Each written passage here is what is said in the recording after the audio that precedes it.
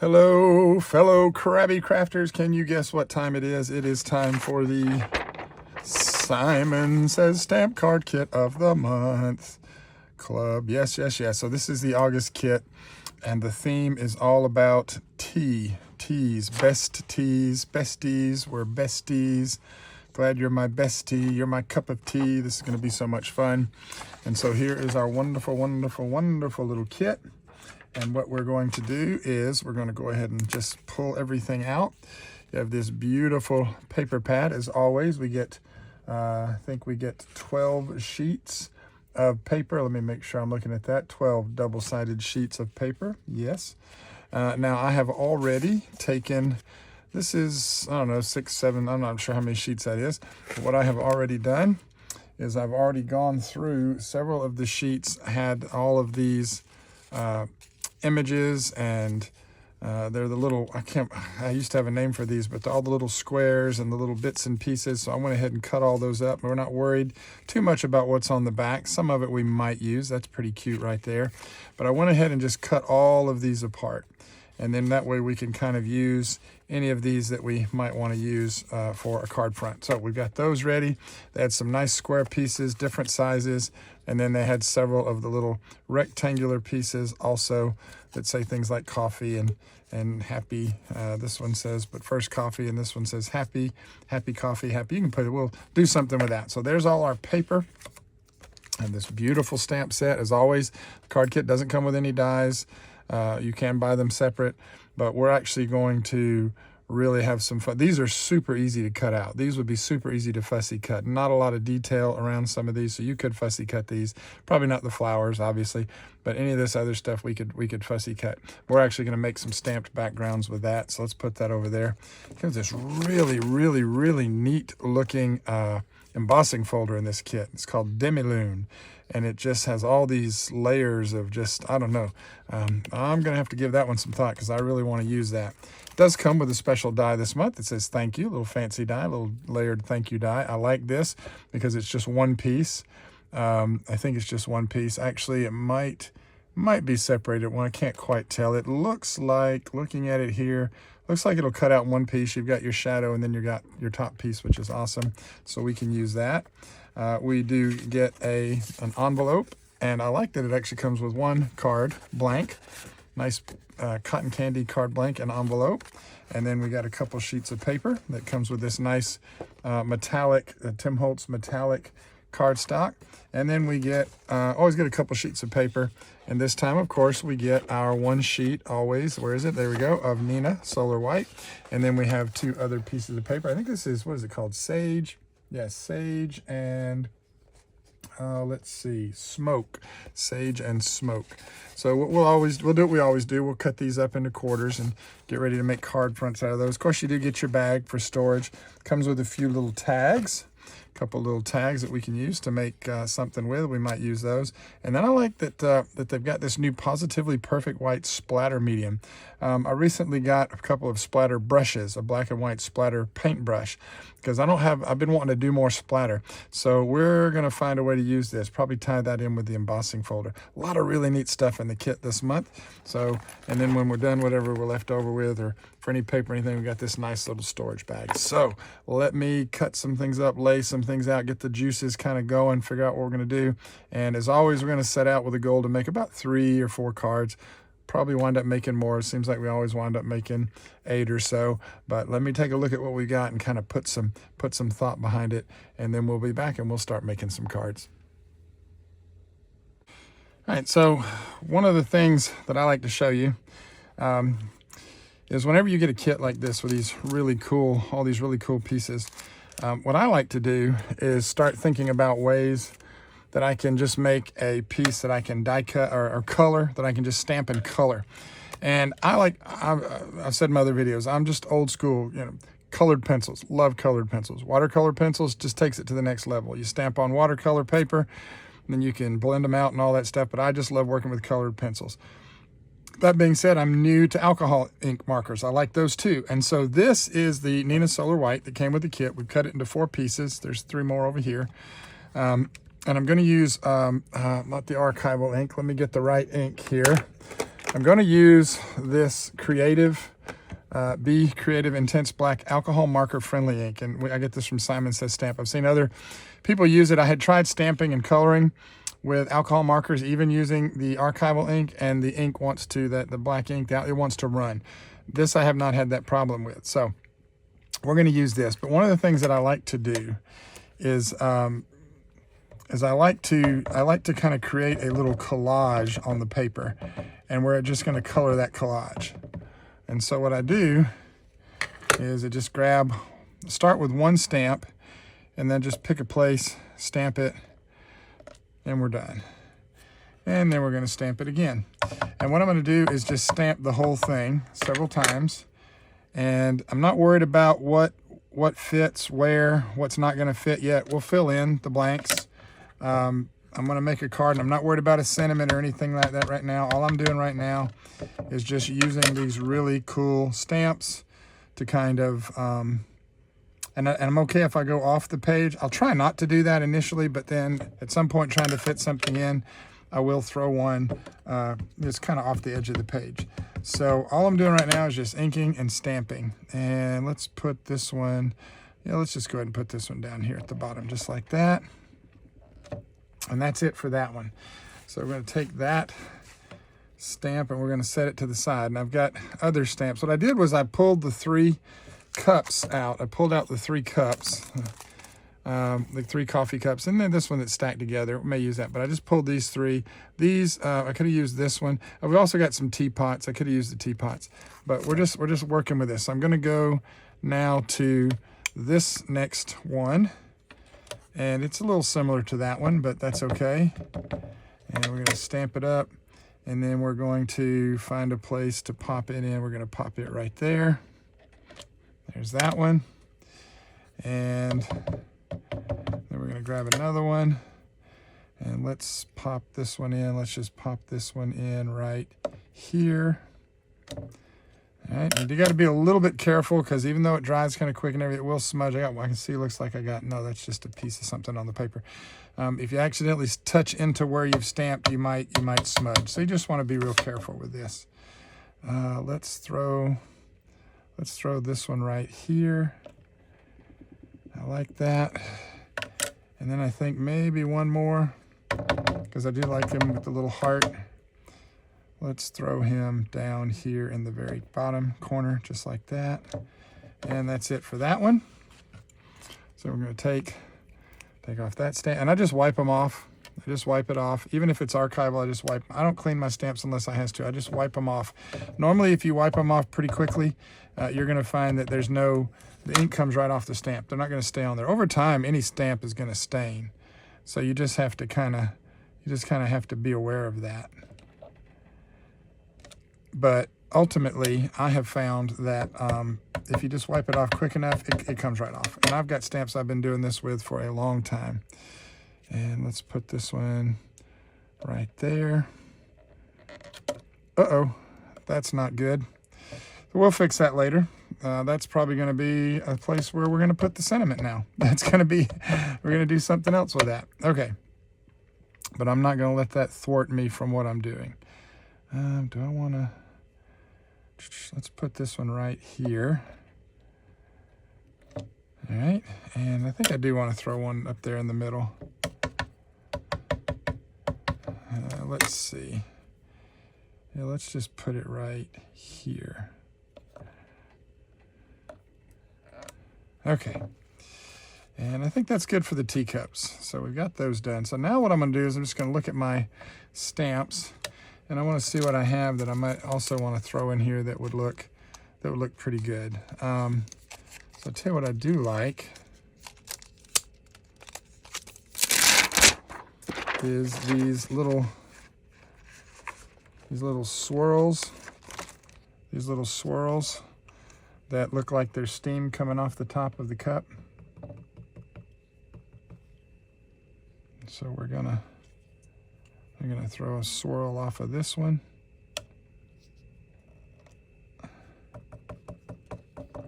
And then I think a swirl off of this one. One more off of this one. So cute. And let's go ahead and get the one in the middle there, since it's just begging to be stamped. Big old open space there. Stamp a swirl there. There we go. There's that one. And whoop. I'm going to go ahead and put these back onto my sheet, and I'm going to take a look, and I've got a little more room in here. There's this other little one here too. This little swirl thing here. I like this one. We're gonna use a couple of these. Let me grab this because I think this will fit right. I think that will fit kind of right there. Yep. And then let's put this one right there. I like that. And not quite.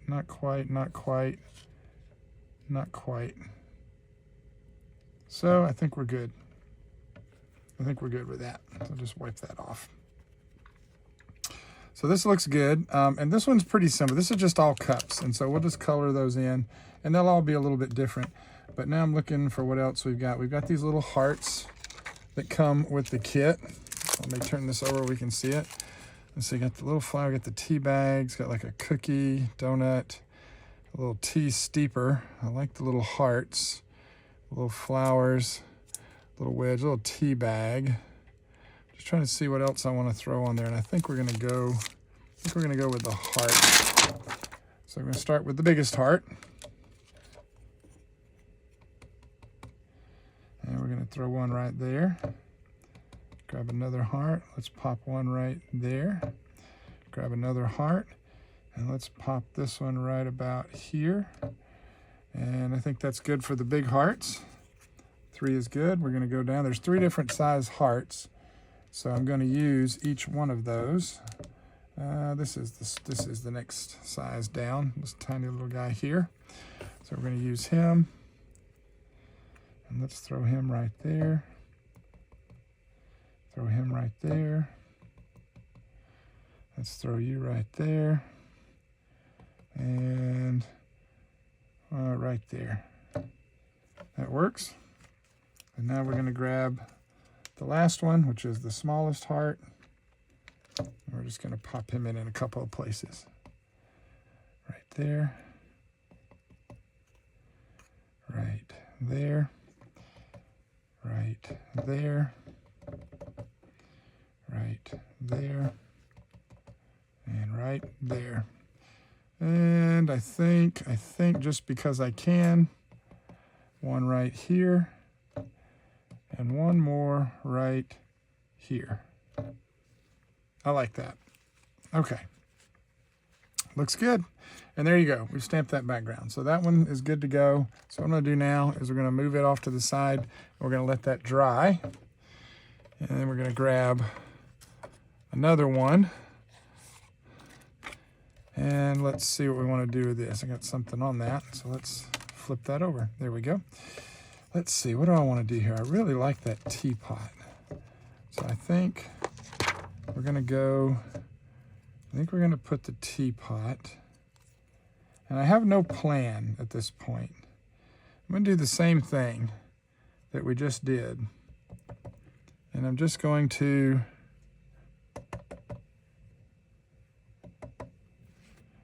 stamp them onto the card. There's a teapot.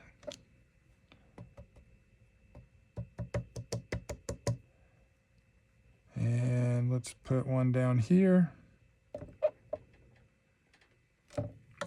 Looks good. And I think I'm just going to stop with 2. I don't want to get carried away because I don't know what all I'm putting on here. So we got 2 teapots there. Let's grab this big old teapot. I like this one. And let me start stamping the way I prefer to stamp, because I can see a little better when I do it this way. I can see if the ink's getting on there. And I'm always worried that I'm going to not stamp or put enough ink on or something like that. Let's throw him, let's just put him right in the middle. Just like that. Love it. And let's see, is there another teapot? I think there is, but I don't want to put him down. I actually just want to use him one time. I like the other two teapots, so we're going to put him back over here. Let's grab this little teapot. This is an espresso, like an espresso. So this isn't really tea. This looks more like well, it could be a tea, where you kind of steep it and then pour it out. So let's use this one. Let's put him right here. And then we're going to do one. And I'm going a little wonky because we're trying to, we're just filling in. And what we're going to do with this one is, because these are more like teapots, and this is a tea, it is a tea theme. I want to use the tea bags. I'm going to make sure we get some tea bags on this one. So let's grab this guy right here.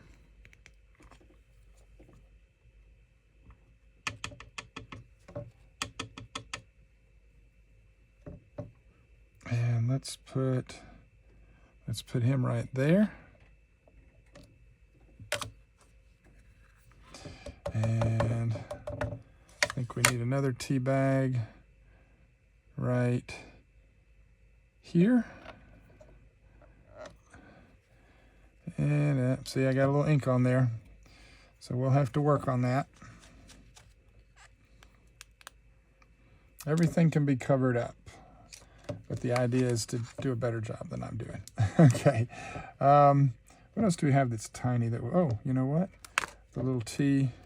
Let's put our little tea steeper on there. Let's see if we can't find a couple places. Let's throw this guy on there in a couple places. Let's put him right here. Like that. And then maybe right there.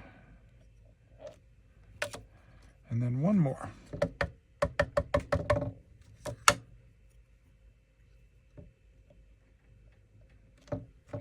All right, looks good. If I'd thought about it, I could have stamped a little closer to that, and it might have hid that a little bit better. All right, so I like that.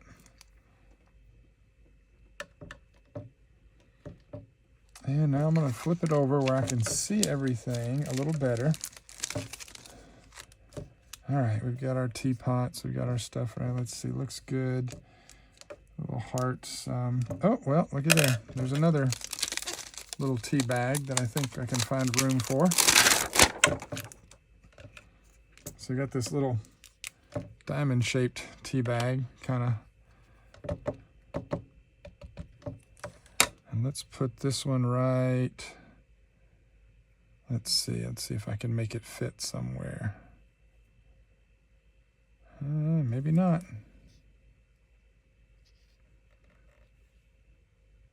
I can just fit it right there, I think.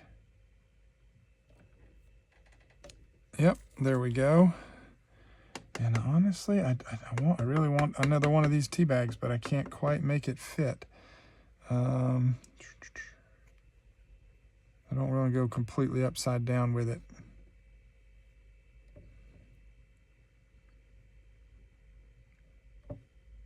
We're a little close there, so I don't want to risk that. Actually, yeah, here goes nothing. Boom, just made it fit. Okay, I like that. Let's grab our teaspoon here, and let's throw a teaspoon. Let's throw a teaspoon right. Oh, I'm going to turn it the other way. Let's throw a teaspoon right here.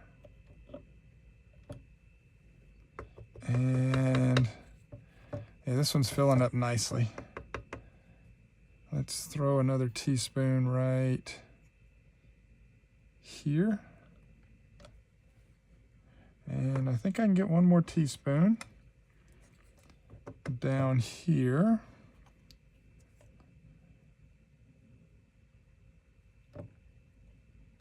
Yep, looking good. All right, I like that. I'm going to stop now. I don't want to get too carried away. So there's that one. All right, everything should be nice and dry. So it's time to do a little bit of coloring, and then we'll fussy cut these out later. So what I do is I keep a little piece of paper handy so I can check my colors, just to see kind of which direction I might want to go with something. And then to decide if I want to go colorful and super light and playful, or you know, if I want to keep it kind of more subtle. I think what we'll do is we'll start with all these cups, and I am going to keep it simple because there's all these different cups, so we don't want to get carried away with the colors. So I just think this, I don't know, this cup just kind of lends to pinks, just lends me to certain shades. I don't like a pinkish color. This might be a little too much pink. But let me see. Yeah, that's way too much pink. So I'm kind of liking the reds is what I'm thinking. Maybe even in the yellows or something. So what you have to do is you have to kind of go with what you have in your stash. And I don't have a lot of, like I said, I don't have a lot of alcohol ink markers right now, but I do have some other markers that I can use too. So I think what I want to do, and I'm trying to decide if I want to use water brush markers. It's not watercolor paper, so you can use them, but just, you know, I want to be careful with that. You can use markers like this. These are brush markers, so we could use those. And I think, let's see what these two, grab, I've got an assortment of colors here. Let's see what we get with, I like that, kind of a little bit of a blush pink. And this is going to be really dark. And these don't blend. These aren't really blending markers. So whatever I do with these, that's really super pink. But I actually kind of like that. So I think what I'm going to do is I think we're going to go with this pink. I like this, and I want to see what happens here if we go on this. If we color on this Nina White with this marker. So I think we're gonna do that. And so then it's just a matter of just coloring. And I'll obviously skip a lot of this, but I just wanted you to see how I do it. So I like that. Now it is a brush marker. So if I want a little more color in one area than another, you can build it up a little bit. So we can make that bottom just a little bit darker and just kind of blend it up like that. So I like that. I think we're going to stick with that, and I think we'll make the handle the same color. So that looks pretty good. And I like that blush. So what I'm doing is I'm going to do one to see how I like it, so that I don't, and once you commit, you commit. I mean, once you start coloring, there's no going back. So I think I'm going to kind of this blush around the bottom. I like that. And I'm going to embrace the white space. We're going to embrace the white space. So I like that blush, and we're going to keep that. Looks good. Yeah, I think that's good. I think that's all I'm going to do on that particular cup. And then I do want to grab a lighter brown, and I tried a couple different ones. I'm trying to find a brown that I think would work, something that would work. This is marigold. It's not really a brown, but I actually like that color. So I think, because what I want to do is we need to color our coffee. So there we go. It's a little bit of a lighter colored coffee, but that'll work. And I could actually do all the insides, maybe different colors, or maybe I'm going to keep that over there just in case I decide to use that on the rest of it. So I like that. I do want the steam to have a little color to it. So all I'm going to do is I'm going to take, oh, that's too dark. Looking for like a little bit like of a lighter gray. Let's see here. This is a little green. Yeah, that's way too dark. Let me go back over to my alcohol markers. And let's see how light that is. Oh, that's nice. That's nice and light. Now you have a brush marker and you have a chisel marker. So you are going to have to kind of, depending on what you've got, you're just going to have to be either very light-handed, or you're going to have to, change colors. There we go. And I mean, I'm just barely touching that marker. And and that gives just colors in the steam a little bit. I like that. Go ahead and do this little piece. While I've got it out, let's just go ahead and get all of our little steam bubbles here. Okay. And those are the only two. The others were all swirly. So I think we're good. That was easy. So that knocks that out. And let's see now. So we did like this. So let's go ahead and color. I do like that. So we're going to go ahead and color all those cups in. And then once I get those done, we'll come back and we're actually going to work my way. I actually like to work my way down so I'm not laying my hand in ink. So let's pick out our other colors for the other cup. I kind of want to go with something bluish on that one, like a light blue. And I wonder, now the reason I'm, again, taking my time to show you this is this is what you do. You have to kind of pick your colors. You have to make your decisions. Some of these alcohol markers have a bullet tip. Some of them have a brush tip. So know that too when you're buying your alcohol markers. Almost all of them are going to have a double side, like a chisel tip. This is chisel and bullet. This one is bullet or this one's chisel and brush. But then this is Master's Touch. They're both Master's Touch, but they're two different types of markers. So be aware of that when you are buying your alcohol markers. It's going to make a difference. So I like that, but I think I do want to go with one that actually has a brush tip. I think I can work a little better with that. Yeah, I like that better. Okay, so we're just going to go blue on this cup. And I'm just testing. This is the one where I actually dropped the stamp while I was stamping. So we'll have to, this will wind up getting covered up anyways. Somehow, some way, we'll be covering this one up. All right, alcohol markers, there we go. Got that nice and blue. We're going to do the handle. We're just going to keep it. This cup's just going to be one color. And if you're looking for the easiest way to color in designs like this, just go with your single color. Just, you know, it's a blue china cup. We're going to get the bottom, and that's it. And the inside's just going to be like china, so it's going to be white, like a white inside. You could do that blue if you wanted, but we're going to leave that. So I like that color for that cup. I actually think those colors kind of go well together. I might change the color on the inside of that. And so now we've just got this cup over here. Figure out what color I want to go with it. And I think a yellow might give us a nice, I wonder if I should go with I wonder if that would be too much. Let's find out. Let's go with, let's see. That's a little darker yellow. That I actually like that for the coffee. I actually like that for the color for a coffee. Might have to, let's set that right there. We might have to use that for that. All right, let's see what we've got.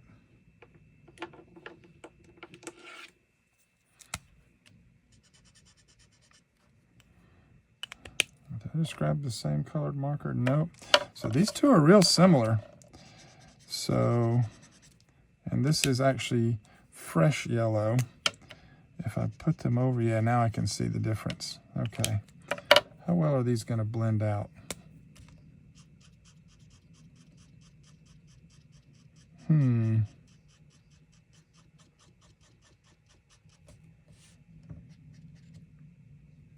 That's not yellow enough for me.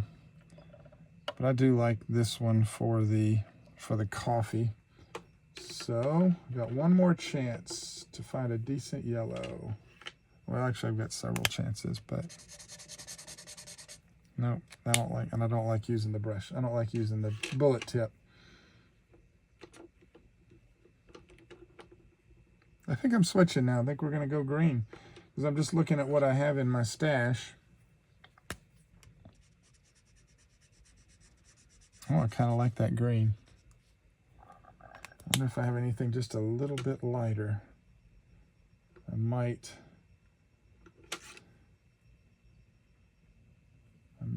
Nope, doesn't look like it.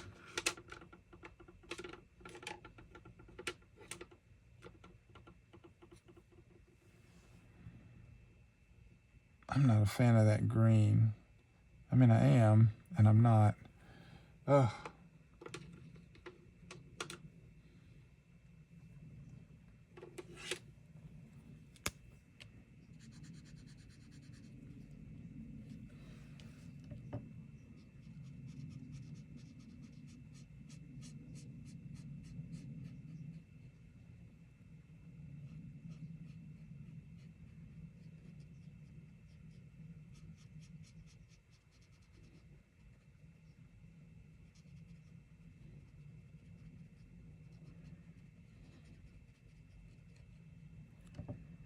So one of the things I like about alcohol markers is how when they dry, you see brush strokes until it dries, then the brush stroke's gone. I actually really like that green. But we're going to go ahead and we're going to do this one a little bit different. We're going to do the inside. The whole cup is green, inside and out. So we're going to do that. All right, so there's our, so now we've got our main cup colors. And then we're going to do that heart. We're going to do that heart with this.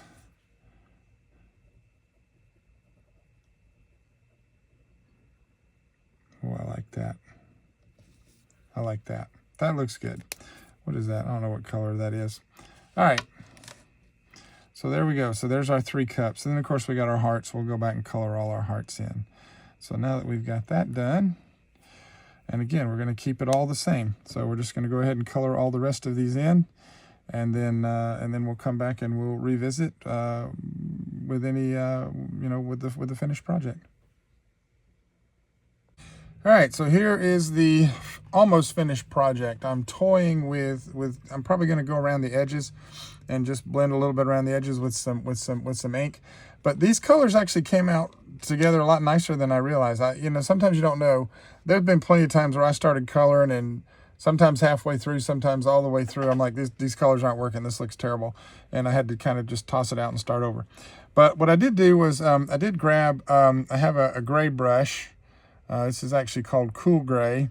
And I actually put a little highlighting around the bottom, just around the bottom of the cups there. I think you can see that on the video. And then I found out these 2 colors actually worked really well together, this deep yellow and this marigold, which the caps tell you absolutely nothing because, again, when you can see it here, it looks nothing like the cap.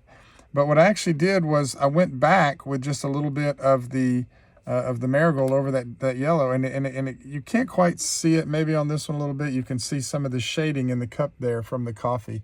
But I actually like the way this turned out. And then for the hearts, I was going to do different colors, and then it looks like I put it back. I have a marker that's called, is this the one? No, that's geranium. I have a marker that's called Coral. And it just looks really, I was going to change different colored hearts. And I said, no, we're not doing that. So this one looks really, really good. I like this. It's really pretty. It's really colorful. We may come back and revisit this and just ink a little bit around the edges just to, to soften all that whiteness of the card behind it. And then, like I said, I've got to figure out what I'm going to do to cover up the boo-boo up there. There's got to be something I can put, and even, and it might even wind up being just that right there. Just stick that right there. Happy. So that's a little big. I might go a different direction. We'll see. But this one's ready-ish. And so let's take this one. And what I want to do now is find my colored pencils. I've got these really neat colored pencils. I've just I buy colored pencils. I have like massive amounts of colored pencils, and then I can't find half of them. But these are metallic colored pencils. And this one is, and these are all the Master's Touch or the Fine Touch, but they're metallic. And the reason why I like these is because this is a spoon, and spoons are made out of metal. So that way I can take this colored pencil and I can color in my spoon. Now, not super happy with the point on this, so might have to sharpen that a little bit. Yeah, that's a little fine. There we go. That's actually a little, that's actually okay. So I like that. And so then just do that, and then we'll just gently on the inside there, because the inside of the spoon is, it's got to be metal too. So I like that. That's just a nice silver. So kind of dull, but again, it's a spoon. Same way with this thing here. This is actually this little squeezy tea strainer. So this is actually hollow. These are actually wires, so we don't need to color that. And then this is like the part where you would put the tea and steep it. So I'm actually going to go with like kind of a copper maybe on that. But let me see if I can sharpen this pencil. Let me see. Every pencil is different, and every pencil sharpener is different. And that pencil sharpener does not work with that pencil, so we're going to grab this one. Oh, you hear that beautiful sound? That's the sound of a pencil sharpener doing its job. And I need to get a little bit more of a point on that. And it broke, so I'm going to have to fix that, and then we'll come back and we'll finish coloring this in. Okay, problem solved. Let's get the rest of this spoon. Much better. Got a much finer point on my my colored pencil, so we can color that in, and then just gently around the inside of the spoon. Doesn't have to be perfect. And I don't know. This is one of the things about card making that I like coloring. I just like coloring. And I do color with inks and everything too. So what I'm going to do now, just because it'll make it easier, is I'm just going to lay all these out where I can get to them a little better. And let me see now, what's going to have a silver handle? So much of these, I think this needs to have a silver handle. And so we're going to color that in. Color that in. And got another one down here. Let's go ahead and color it in. The great thing about colored pencils too is you don't have to worry about dragging ink. That little piece in there, that little plunger piece, we're going to make that silver. And make that silver. Not a lot of color going on right now. We're going to fix that. I'm just trying to get these basic colors out of the way. I think those handles, these teapots are all going to be a different color. I think that's all the silver I want for now. So I'm going to set you off to the side so I don't grab you again. Let's take a look here. Ooh, I like that gold. Yep, that's going to be this guy right here.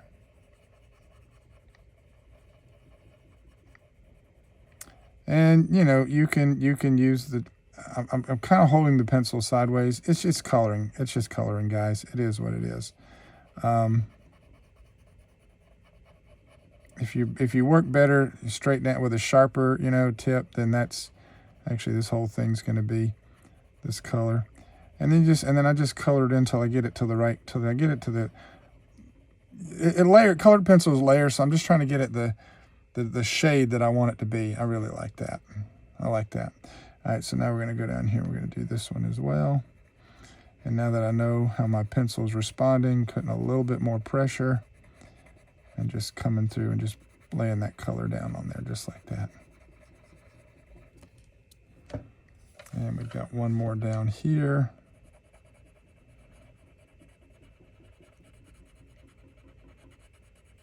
And I'm okay with the fact that I can feel and tell that I'm losing my point, but I don't need a point.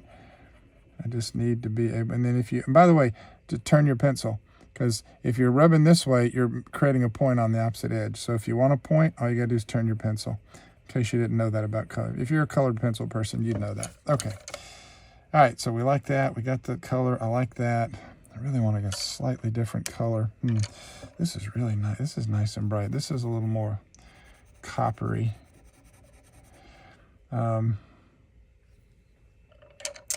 It's funny, these are supposed to be metallic, but it's very, very, very fine shine.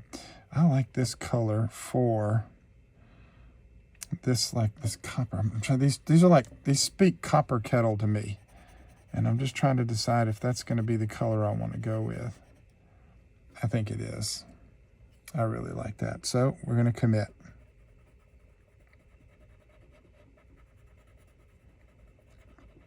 And we're going to lay this one down pretty dark because, like I said, I want that copper color. I really like that color. So this is going to be like a copper kettle.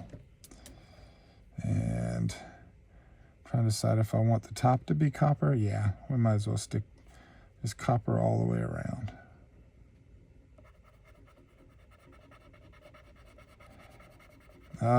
So pretty, so much fun. That sound. All right, so I'm going to color the rest of these in. and finish the copper kettles, and then we'll come back and show you some of the other stuff. So I got one kettle done up here, and I want to show you the other one and how I do it. When I'm doing a larger area like this, I blend down, and then I flip it over, and I blend up. And this is going to help you get some, some shading with a colored pencil that you wouldn't otherwise get. Okay, and you see where they're starting to meet, and then we just kind of bring that in. And yes, it does look like colored pencil. So you want to make sure that you kind of smooth out any pockets where there's too much white or too much, not enough blend. And you just kind of want to smooth that around. And what that's actually going to do, then I just go over the whole thing lightly. And it just gives some nice shading to your colored pencils. So I can hold that up. You can see each one's a little bit different. So you can see that one, and then you can see that one. And if it's, and if you don't like that, then just go back and just lay down a little more pigment. I actually want a little bit more over that white there. That's much better. There we go. And I like that better. So I wanted to show you that because you can shade with a colored pencil. Now you lay down enough color, it's going to be solid, because colored pencils, I've read online, I've looked, and I've experienced with blending. Could I lay another color in there? Yes, I could. If I wanted to throw this right here, and then I wanted to come over it with a different color, you could do that, and you can see that it's gonna darken it. It's gonna mix a little bit, but really you can still see the two colors. So then even if you go back over it like you would normally do with an alcohol marker with the lighter, it's not gonna blend. It doesn't blend the same. And there's all kinds of videos out there on how to use a little water or different types of things. And I just, I said, you know what? It's just let the pencils blend, the way you want them to blend. You don't really layer them. You get up close to the edge and then you smooth it, but you can't really overlap them too much. It doesn't work. At least I haven't been able to make it work. So there's that. All right. And what I wanted to, and I need to find a color that doesn't look horrible. And I got to sharpen that. I'm going to just do this real quick because I'm trying to find a color. Nope, that's a nasty color. We're not doing that. And I need a good color for my tea. And I think this is a little darker brown, but I think this is going to work. So I think if we do it right, what we're going to try here is we're going to try shading. We're going to do our tea bag. A little bit of brown. Go around the bottom. And then ever so light with the pressure. Ever so light with the pressure. Bring that up. And that's really the only way that you can blend a colored pencil with the same color. You're not blending as much as you are. It's just lighter pressure. And if you add enough pressure and you get enough pigment down, then it's just going to be solid. And so what we're doing is we're just trying to get a nice color for our tea bag there. But I don't want to lose those spots in there. So that looks really good. We actually shaded that one pretty nicely. So that's how you do it with a colored pencil. Just remember, again, once I got this and I lighten up, okay, great. But once you do that, okay, there's no going back. And colored pencils don't erase. Depending on the pigment or the type of colored pencil you're using, they're not going to erase. So we're just going to do all of our tea bags the same way. And the way I do it is I just do a sort of a heavy line at the bottom. And then I just start blending. I just start working my way up. And then I just soften it. Just much lighter as you get to the top. And sometimes I'll start really light at the top and work my way down and darken it as you go down. Doesn't matter either way. Once I get that light color laid, then I can go back and I can darken it up as I want. So you can shade with a colored pencil. And I'm not that good at it. I've been doing this since I was a kid, obviously. I think we've all played with colored pencils. But there are some people, what they can do with colored pencil, and I've watched the videos online, and it's embarrassing. And that's not me. I'm not a colored pencil artist, but I've watched people take and paint or use colored pencils to draw an apple, and man, it looks like you could just eat it right off the page. So there's that. And then we need to come down here and get our last little tea bag down here as well. So we'll finish this up and then we'll work on the pots. That's the color I want. Much better. I like that much better. All right, so that's what we're gonna go with. So what we're gonna do now is we're gonna grab this and gently to start, I'm gonna work around the edges just to shadow, just to give a little shading to the brightness of this white cardstock. When I first started doing this, I couldn't understand why so much seemed to be off the paper. So much as I was putting all the ink down on the glass, and it's, if you hit that paper with a giant, any color, even if it's a lighter color ink, you're going to get more ink than you want. And so I just want to soften this. I want it softly around the edges and around the corners. And I did want to go with a color that fit the kind of the coffee theme, even on this bright cardstock here. And so that's why we're going with these brown colors, the latte, the espresso. I love the Simon Says Stamp saturated inks. Love my distress inks too. Could have used any one of my distress inks, but and I'm also leaning back instead of leaning forward, because that's going to help me to determine. And then I lean forward when I get to a little spot where there's a little more white area and I want to blend in. Okay.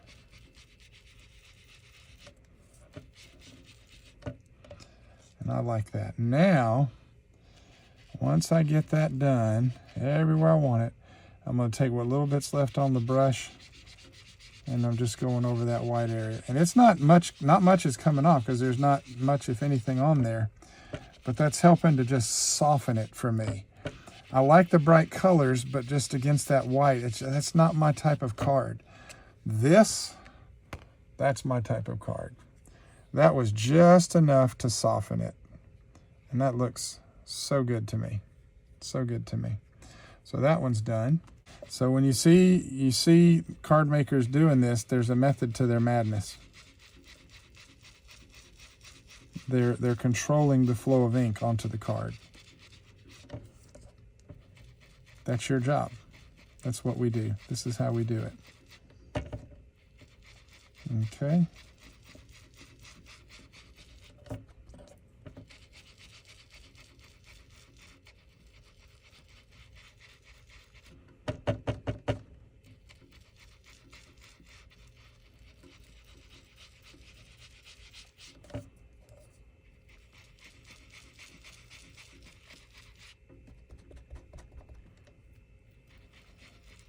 I'm gonna have to get a new piece of foam. This one's, I can see this one's getting a little worn down. So I was trying to figure out why I'm having issues with it. It's because this foam's a little bit older. And there we go. We got that edges, got those in there. Got that around the edges here. Just going back through, letting whatever ink is still on the foam come off, and then just kind of gently over the white areas, just softening the whole thing. Going over colored pencil and everything. And that's my kind of, this is my kind of a card right there. And you don't have to do that. If you like the bright white, you can do that. You can even use brighter colors. You can even use like more neons and stuff like that. But that just looks really good to me. So we're set. Those are ready to go onto a card front. And so I think I can get some more use out of that piece of foam. All right, dome foam is not that expensive. I should probably throw them away more often than I do. All right, so these are ready. Let's set these to the side because everything's pretty much laid out, cut out. Everything's good to go. I've got all my layers and different card. Over here is a big stack of the cards we're gonna make. So let's go ahead, and now that we've done all the preliminary work, let's start putting some cards together. All right, let's start putting some of our cards together. We've got a lot of cards made here, laid out, ready to go. So what we're going to do with this card is I went into my stock and we pulled out just a black card blank. So we're going to use that. And then we, of course, took some of that smoke paper and we ran it through that beautiful embossing folder. I do want to do this, and I think I'll do it on this one. I was going to do it on another one, but I'm going to do it on this one. You can use any kind of a white pigment ink or any kind of ink. This is a Glacier White from Ranger. I like this pigment. I've used it a number of times. but any kind of white. And I saw one of the other creators do this. So what I'm going to do is I'm just going to take this and what we're going to do is just going to very gently go over the top of this. And you can kind of see that white starting to show up there. So we're going to go that way. And what I like about this Glacier White is it does have a little bit of a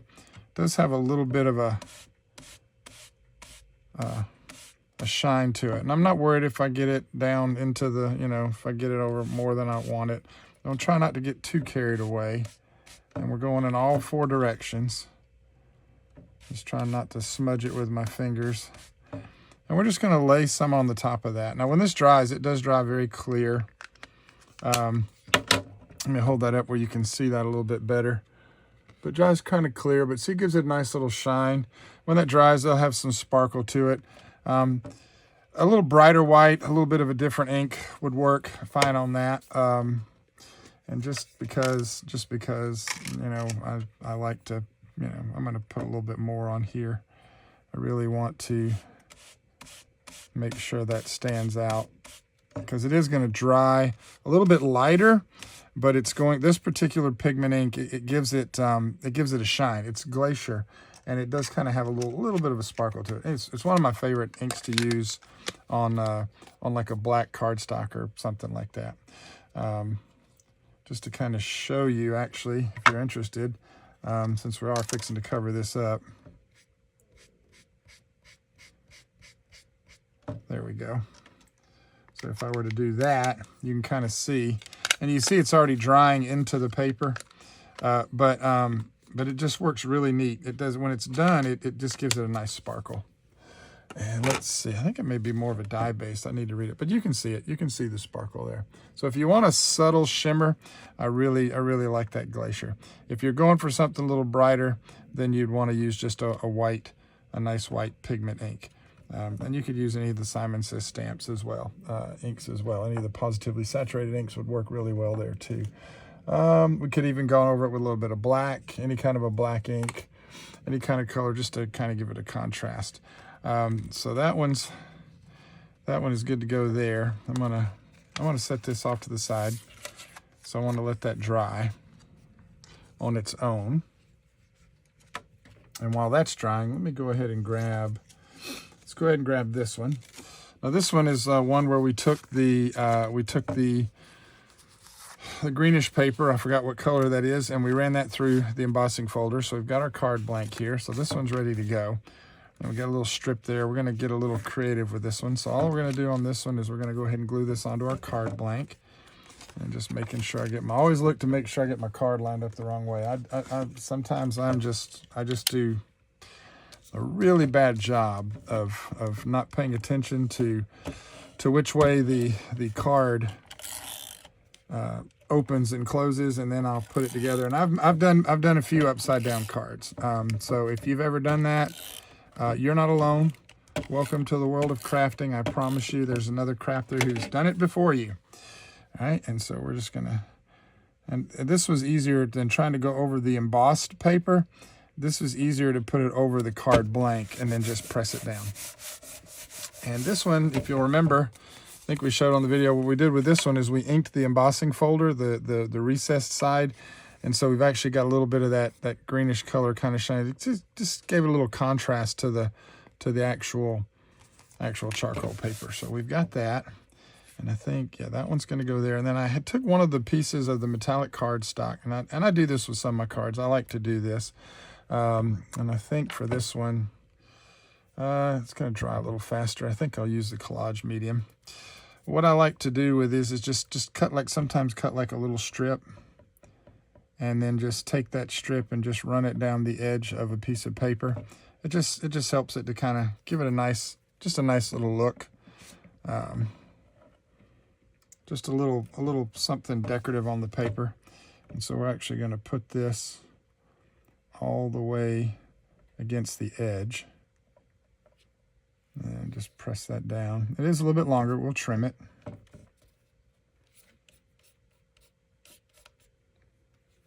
Okay.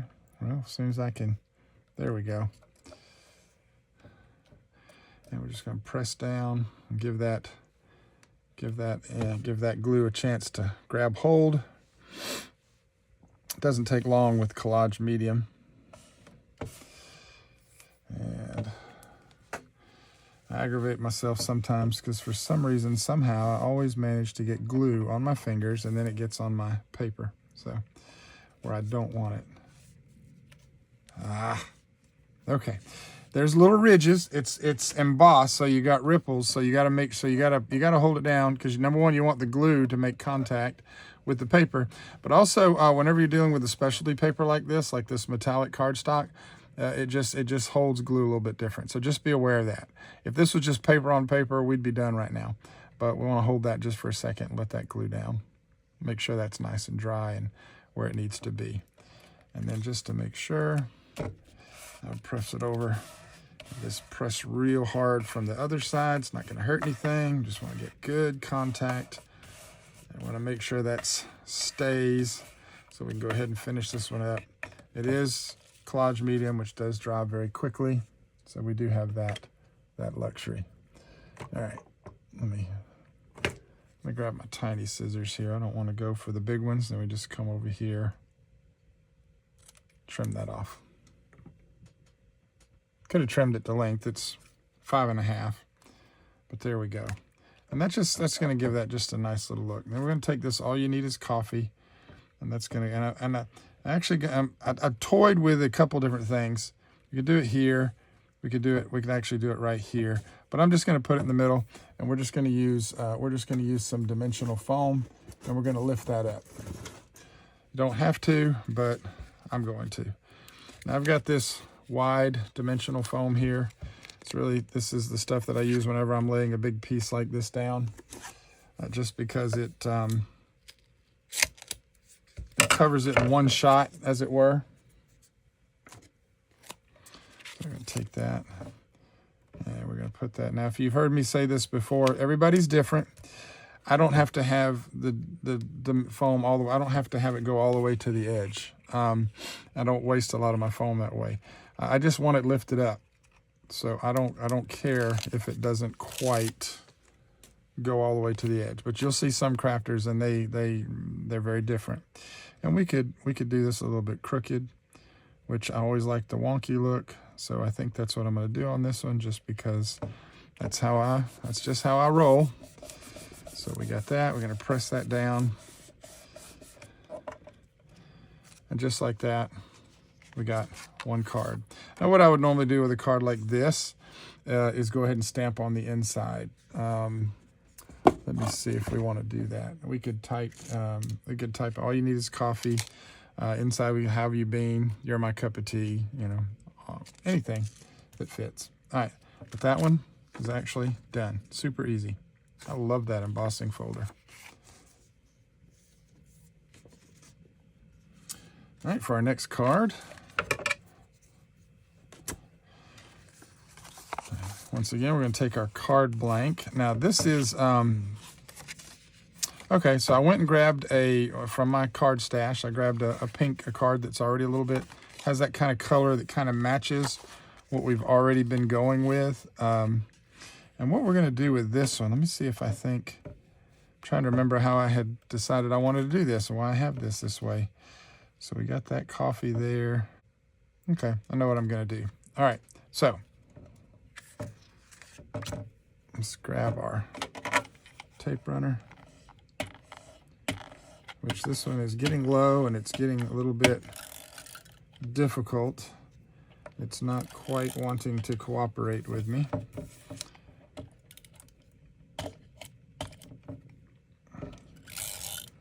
Okay, what we're going to do, make sure we got it opening the right way, make sure we get and we're going to kind of center that. We're just going to eyeball it. And we're going to go ahead and put this right here, run that right across the middle of the paper, like that.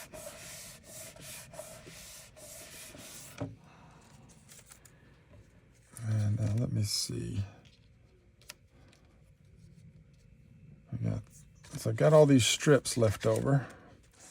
And if this is the same size, it is the same size. That's what there we go. We're going to bracket that with the gold. All right, so We got that. And let's go ahead and put the strips down. And I'm going to go back to my Artis glue for this. You could use Collage Medium. You can use whatever glue you want. I'm just going to use this, my little fine tip. Won't take a lot. And again, now this is specialty paper, so it takes a second. I guess it's the coating on the back. I don't know why it is the way it is, but it is. And so all we're going to do is we're going to just push that in there. And I'm just eyeballing it. I'm not measuring it. Kind of using, just eyeballing it. I actually think it was better where it was. There we go. Boy, see, and that's grabbing. That's grabbing because it's on flat paper. It makes it so much better. Okay, so we're going to put that there. Really like that.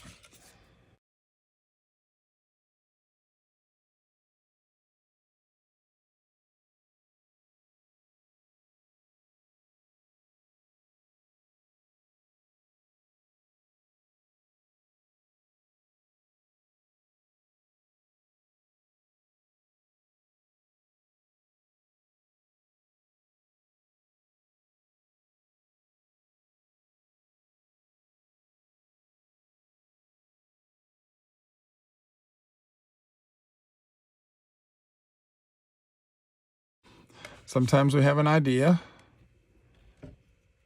Oh, there we go. Oh, I like that one much better. Coffee is not a choice. Coffee is a lifestyle. I like that. And I also I do like all this going on back here. So what we're going to do is I'm going to reach back here and grab my little tiny trimmer. And let's see, what are we at? We are at, all right, about 2 3/4 of an inch. Yep. So what I'm going to do is I'm going to just shim about 1/8 of an inch off of each side. Now, let me do it this way first because I think that left side looks like it. The left side looks like it might be a little bit close. Let's see. Yeah, that's a little close. So we're going to, there's that. And then we'll take this side over here and we'll go ahead and take it down to 2.5.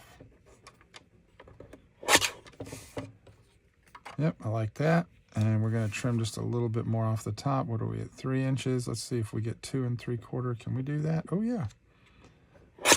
That's going to do nicely. And that just protects some of the other stuff that we've got on the card here. Just helps make the other stuff visible.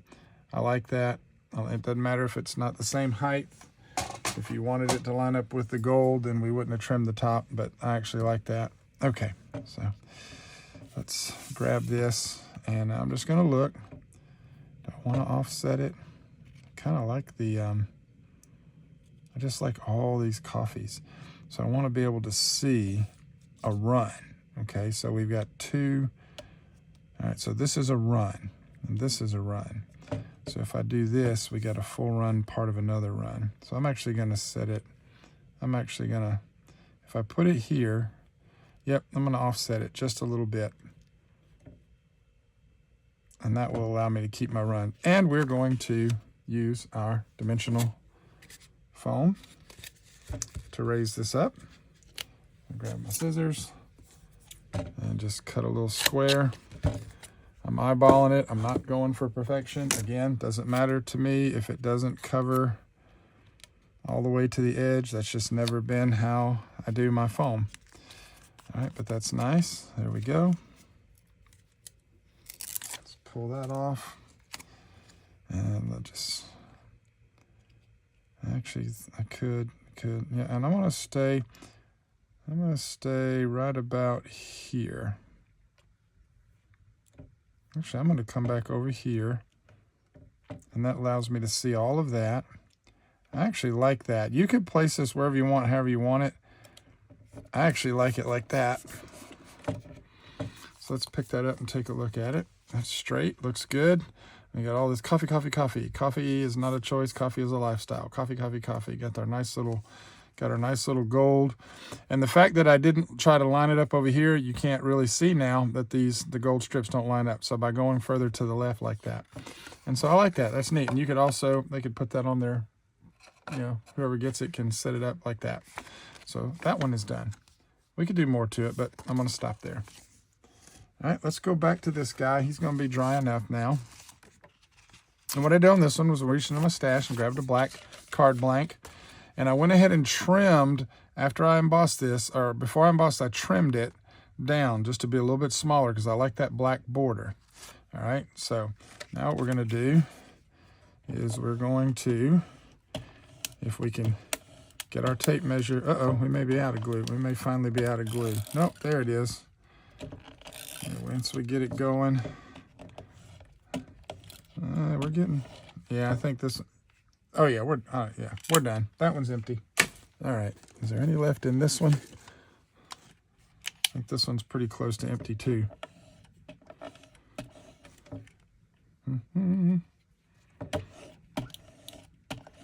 Can't seem to, there we go. Yeah, I think that one's, it's just not wanting to grab.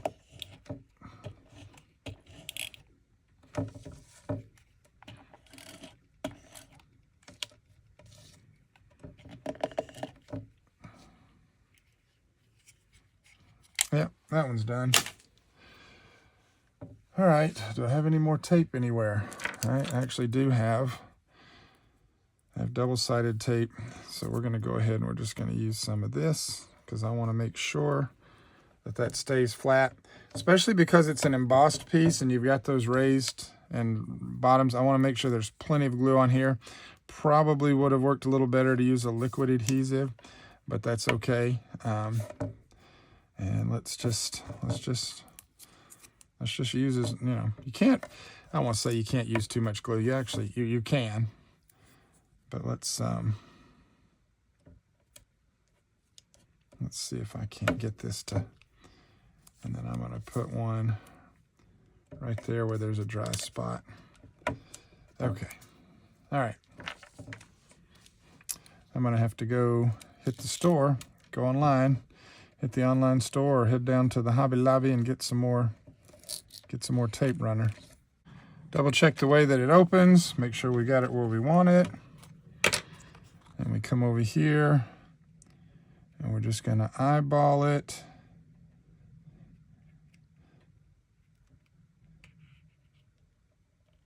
And gently, I like that. Now we can press it down.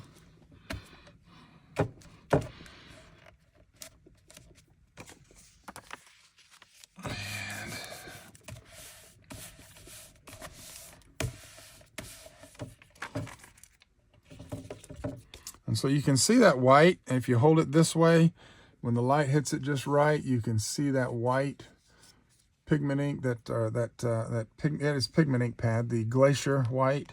You can see that. It just looks really neat when the light hits. When you're looking straight at it with the light straight on it, not so much, but when you kind of turn it down into the shadows, that white just really comes through. Looks really nice. All right, so we've got that ready. Let's grab our little trimmer. What are we at? We are at 3 inches. So let's go down. Actually, ooh, that's going to be so close. Yeah. Let's go with 2 3/4 and see what that looks like. Oop. Yeah, all the way through. And maybe just a little bit more off the top. Just a little bit off the top, please, sir. Go in the Army, just a little off the top, then they shave you bald. All right. I kind of like that. But I also do want to trim this down. What are we at? We're at 3 inches. All right, so let's go. This one I know we've got plenty of room, so I'm going to go 2 3/4, and then I'm going to flip it over here and go 2 1/2.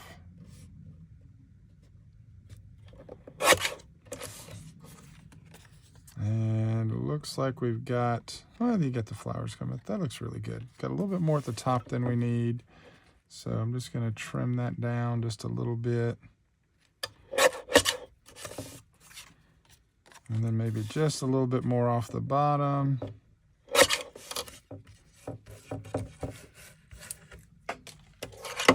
So we're going to call this Dealer's Choice. if you're duplicating this card and you want to follow this, well, guess what you got here? You got choices. So we've got this one, which I really like that. And we've also got this one, which is nice because it's a little smaller and it helps show off more of that background. We're going with this one. Okay. Foam tape.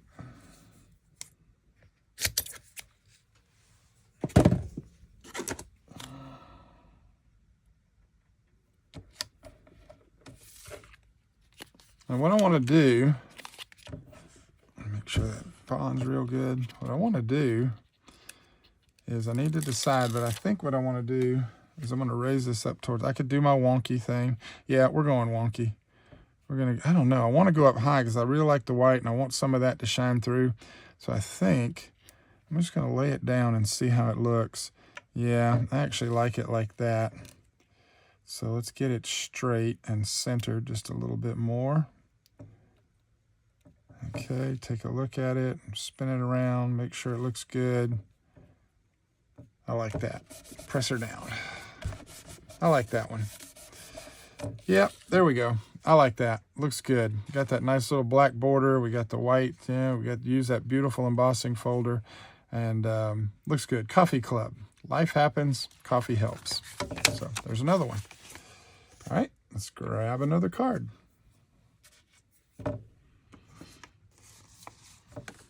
So for this one,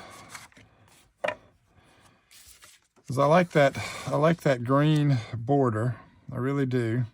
I wanted it to stand out a little bit more, so I cut the paper just a little bit smaller. So what we're going to do with this one is we're actually going to take a little white card blank, and we're going to take that white card blank and we're just going to put this green right over it, going to cover the whole front with that. So we're going to use our card blank for that. So let's go ahead and get that ready.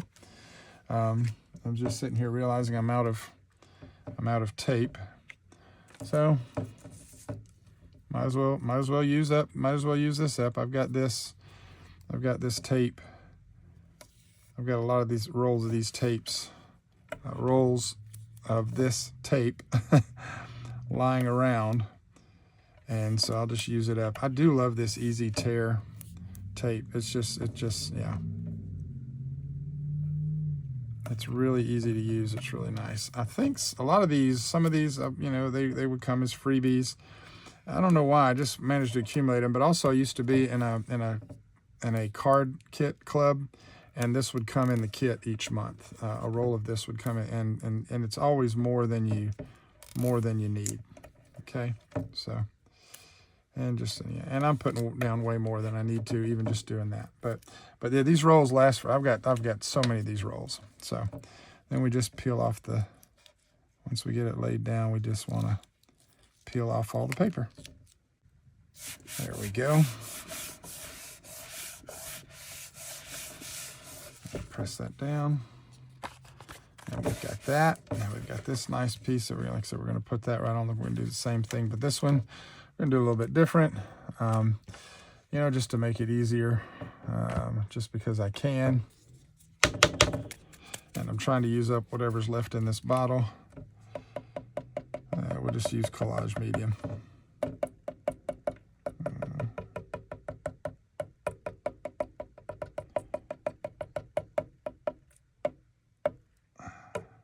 Okay.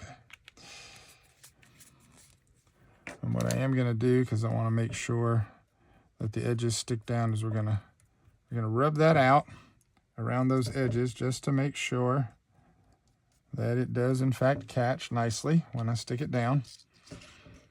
Make sure, here's where we got to make sure. Okay, opens that way. Check my pattern. This one doesn't matter so much. And then we're going to lay it down on the top and just eyeballing it.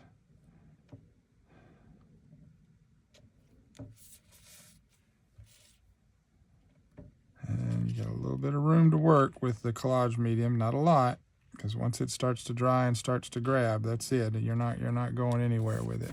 All right, there we go. All right.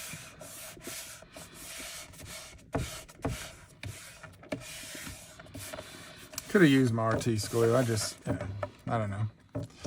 All right, so there's that. Now, we're not done with that by any stretch of the imagination, because now, actually, this one that we had a minute ago actually looks really good. But what I want to do is I'm going to experiment. I want to try a few things. I like that.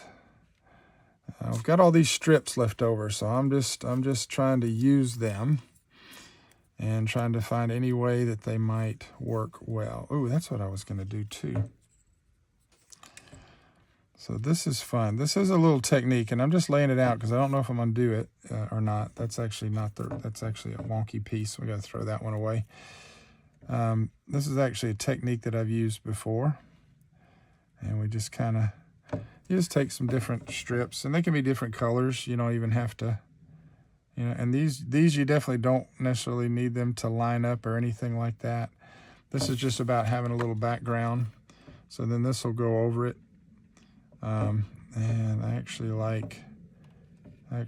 want it to kind of stick a little bit out of both sides, so we might pull these a little bit closer. I guess we're going to do it that way. Could do it that way. Ooh, yep, there we go. I actually like that. It doesn't have to be perfect, but we're gonna lay those down, and then we're gonna put that over the top, and that just looks really neat with the, I think, with the black coming out from behind it. And just because I want to see. Just because I want to see. I kind of like it with the gold, with that metallic cardstock too.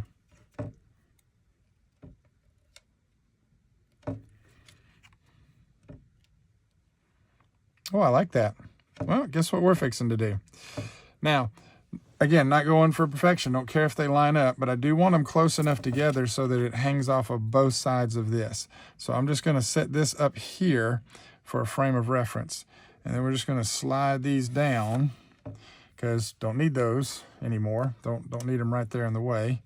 And then we're just going to start gluing these down. And I'm going to use my Artis glue just because it's a little bit easier. We just grab that first one and we just put it right down on the paper. And hold it up, kind of look at it. Yep, looks straight. Looks like we got it where we want it. And we're going to grab, and we're just going to do that with each one of these. All right, so I went ahead and sped this part up. Got a little bit of a voiceover we got to do here because there was just a lot of dead space here. So all I'm doing is I'm just putting a little collage medium down, just gluing these strips down. Not going for perfection again. When you're doing something like this, this is just about, it's a design element.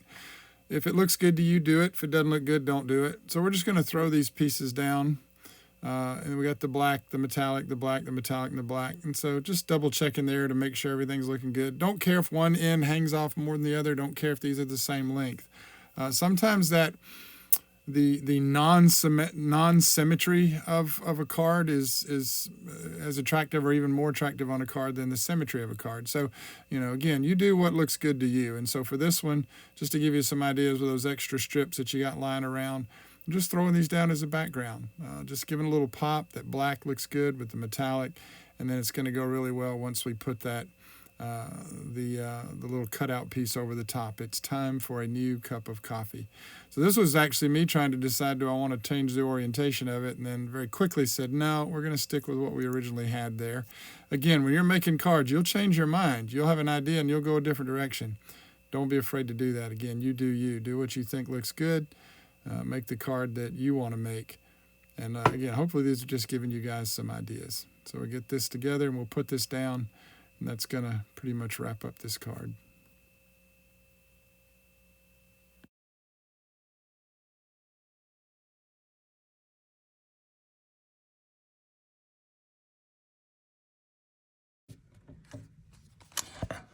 All right, so we've got that on. And that looks good. We got our little strips hanging off the side there. What I'm going to do is, got a little bit of that glue. There we go. It comes right off. Yeah, a little bit of a glue smudge there. That's the trick with the metallic cardstock. All right, So there we go. I actually like that. I kind of wasn't really planning on that. I was actually going to do something totally different and wound up going that route. So there you go. Sometimes you have an idea for a card and you come up with something different, but I actually like that. So there's that one. Let's grab this guy and let's work on him next. This one, also pretty cool. What we did here is we used the thank you die that came with it. So we cut out the shadow part and then we cut the thank you out of that nice metallic cardstock.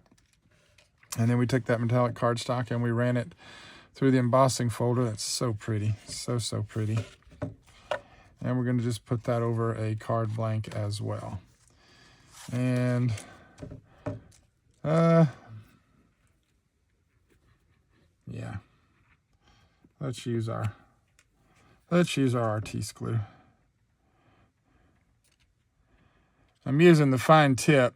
And I probably at this point should probably be not using the fine tip. It'd be coming out, the glue would come out a lot easier. But on the upside, using the fine tip does keep you from putting too much glue down. And I'm using this just because it's going to help me it's going to help make a little better contact with all these raised and lower places. Liquid glue just seems to work a little better sometimes than the adhesive, any kind of an adhesive strip or anything like that. And so we're just going to put that down. And want to get close to the edges because we got to make sure it's going to stick and make sure that we got plenty of glue. All right, so I like that. Uh-oh, and my pen just went flying. So I will have to find that in just a minute before I step on it. Okay. So see which way, doesn't really matter just yet, but do want to see which way that opens. And we're going to take and we're going to put this down on top. And because we're using the liquid glue, we've got a little bit of breathing room, a little bit of wiggle room. And let's line that up just a little bit better. There we go. And once we get it where we want it, we're going to press. You're not going to press out the pattern on the embossing folder, so don't panic by putting pressure. Say, oh, I'm ruining. No, you're not. You're not ruining anything. I promise you, you're not ruining anything. The press through, I always flip it over and press through from both sides. I'm working the glue to the outside because I want that glue to bond, and I want to make sure my edges stay down. Man, that is just, boy, that embossing folder is going to be one of my new favorites. I love that. There's so much you can do with that as a background. All right, so we've got that. Now, we've got a couple options here. What I am going to do first is I am going to go ahead and glue the thank you down. I want to go ahead and glue that down onto the shadow there, onto the background. And for me, I just a little, you know, again, this it's barely, I forgot the name of it. It's my artist glue. And I get it from scrapbook.com actually.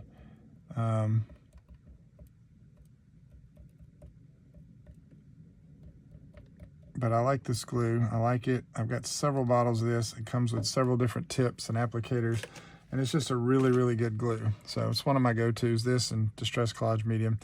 And I will say that, again, the new, I think this was this month's or last month's kit, the new Positively Perfect Craft Glue works just like Collage Medium. I love that. That's going to be one of my new favorite glues as well. So what we're going to do is we're going to just pop that over, and we're going to put that down and kind of try and line it up where we want it. Make sure it's pretty uniform. And then we press down and just get it where it's holding. And then once I get it where I've got it where I want it, and I'm going to use something because the glue, I'm just going to press on top of it with my little cloth. I just press down and pull it up, and then try and make sure any glue that might have oozed out or anything, we're just going to wipe that off. I can see a little bit on there. So I got a little bit on that spot. And there is, I love that dye. I love that metallic against a black background. It just always looks so good. And then we're just going to put this on here. Now, I could lift. We could just lift, or we could glue straight down. So what I'm doing, and this is one of the things I like about, see, because I can kind of get an idea. It's not going to be that high up, obviously, with it, but you lay it down and you lift it up. So when you lay it down, even with the black background, I just feel like the gold is too close together. If I lift it up, it gives me a little more shadow. And so for that reason, we're going to use foam tape. So what I'm going now, though, obviously, is to my thin foam tape, my thin strip tape.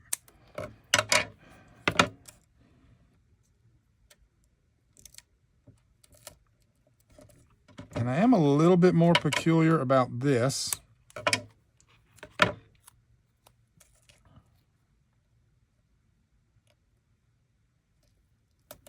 than some of my other, a little bit more peculiar about this than I am about other foam tapes and how they raise up, because I don't want the letters to be so soft and flimsy that they, you know, they kind of collapse. So I always try to put just a little bit extra in certain places. And so just tiny little pieces. I use my tweezers to help place it sometimes. So, you know, and you also, if you have the little foam squares, you can use those too. Those work really well. But again, when I'm working with a sentiment like this, I do want to make sure. And see that little piece right there, that's just not going to be, you know. So we're going to cut a very tiny little piece, and we'll use our, it fell off camera. We'll use our foam, we'll use our tweezers to try and line that up. And I want to make sure it's not shining through. Looks good. By the way, they do actually, and I have some somewhere, I just don't know where it is. They do have black foam, and highly recommend that if you're worried about that, if you're worried about the white shining through. But in this particular project, I think we'll be okay. So now we just got to pull off all of our backing. And this is one of the easiest cards to make. I'm not sure if I saw somebody else do this or something similar to it. I don't remember if this was one of the sample cards that I saw on the blog. I always try to start, when I get the kit, I sort and look and try and get my own ideas. As you make enough cards, you're going to have your own sort of go-to style. You're going to have your own little kind of style. Some of the one of the artists is like me. They like to use panels. Number one, they raise everything up, sort of like we did on those others. They go wonky, but they'll do like 2 and 3 panels, and just sections of a card. There's just different ways they can do it. Some are just particular, with just like one big background and then a sentiment on top, which is kind of what we're doing here. So there's just different ways, you know, that you can make a card. You're going to find your style. Okay, you're going to find your style, and that's what's important. But when I looked at the blog, I always get my own kind of layout and get my ideas. Then I go to the blog and I'm, ooh, that's a good idea. I wish I'd have thought of that. So it doesn't look right to me in the center. Sometimes, I mean, you could do kind of, I think this actually, whenever I do something like that, it just doesn't fit to me. I like it in the middle or down a little bit. And sometimes but this one, and then wonky doesn't work for this. So, but on this one, I think we want to go just slightly below center. And so we're going to let that drop, and I'll hold it up and look at it, make sure that it's straight. I think it needs to come down just a hair. Let me take a look at that. I like that. Press it down. And just like that, we made another card. Okay, so for our next card, this came in. This was one of the cutouts that came, you know, from with all the big sections and everything on it. So we're actually we cut this out, and we can actually stamp on that. But I'm also toying with, you know, maybe throwing just another one of just double layering it. You could do that too. There's all kinds of options. Go back to the one here. Coffee is always a good idea. Just layer that over the top. So we got a lot of different options here. What we're going to do right now for this one, let me get some of this stuff out of the way.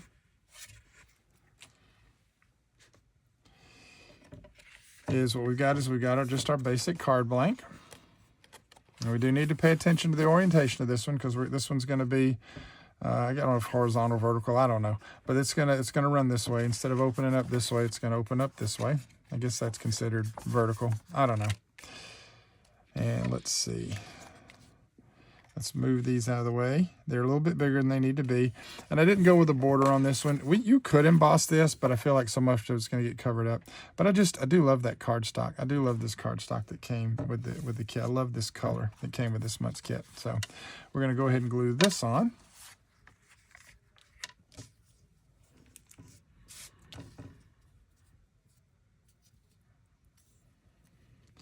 And I'm still just basically trying to use up all of this double-sided thin tape that I've got, just until I can go find, and I think I might have one in the other room, a tape roller. Those are the easiest, because you roll it and you're done. This one you actually have to peel up the tape and all that. So let's just put a couple pieces down. I think that's good enough. This tape works, it holds up really well. So, all right, let's go ahead and get our paper removed.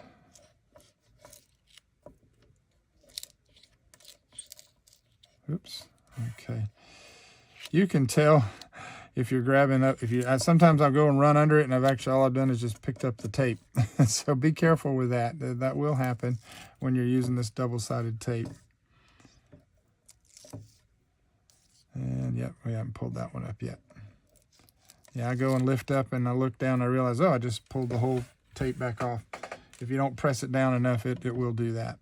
Okay. All right, and I think we spun it around. Yeah, but it doesn't really matter at this point because we're just trying to get the front on. So we're gonna line it up.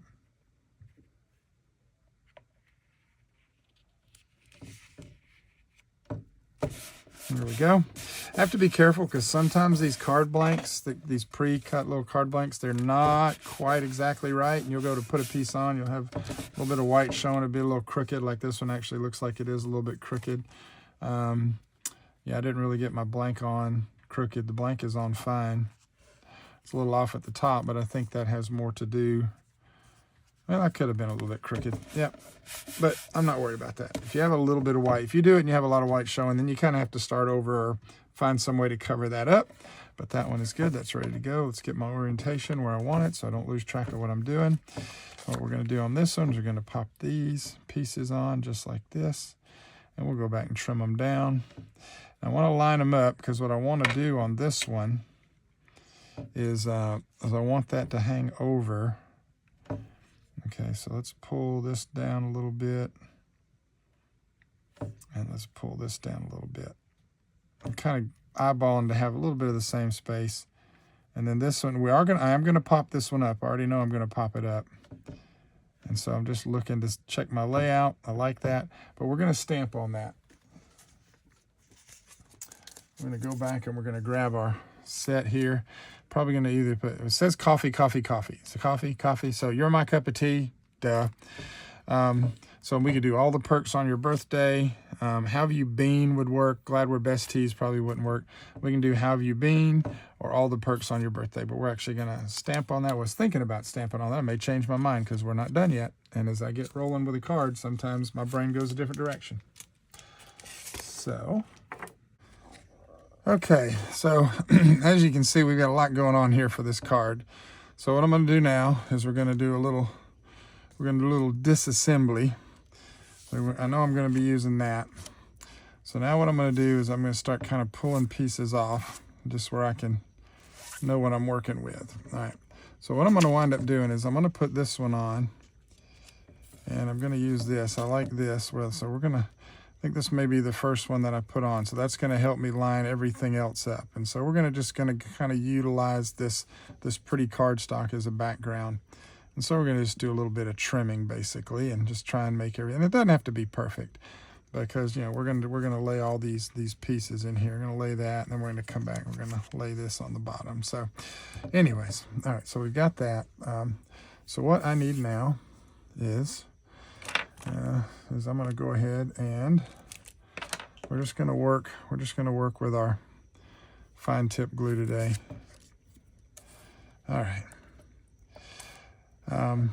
And I'm actually going with kind of what I had talked about earlier when I was looking at one of the cards. We talk about kind of a patchwork, if you will, where you kind of put, you know, patterns, and I'll do a lot of stacking and overlapping and things like that.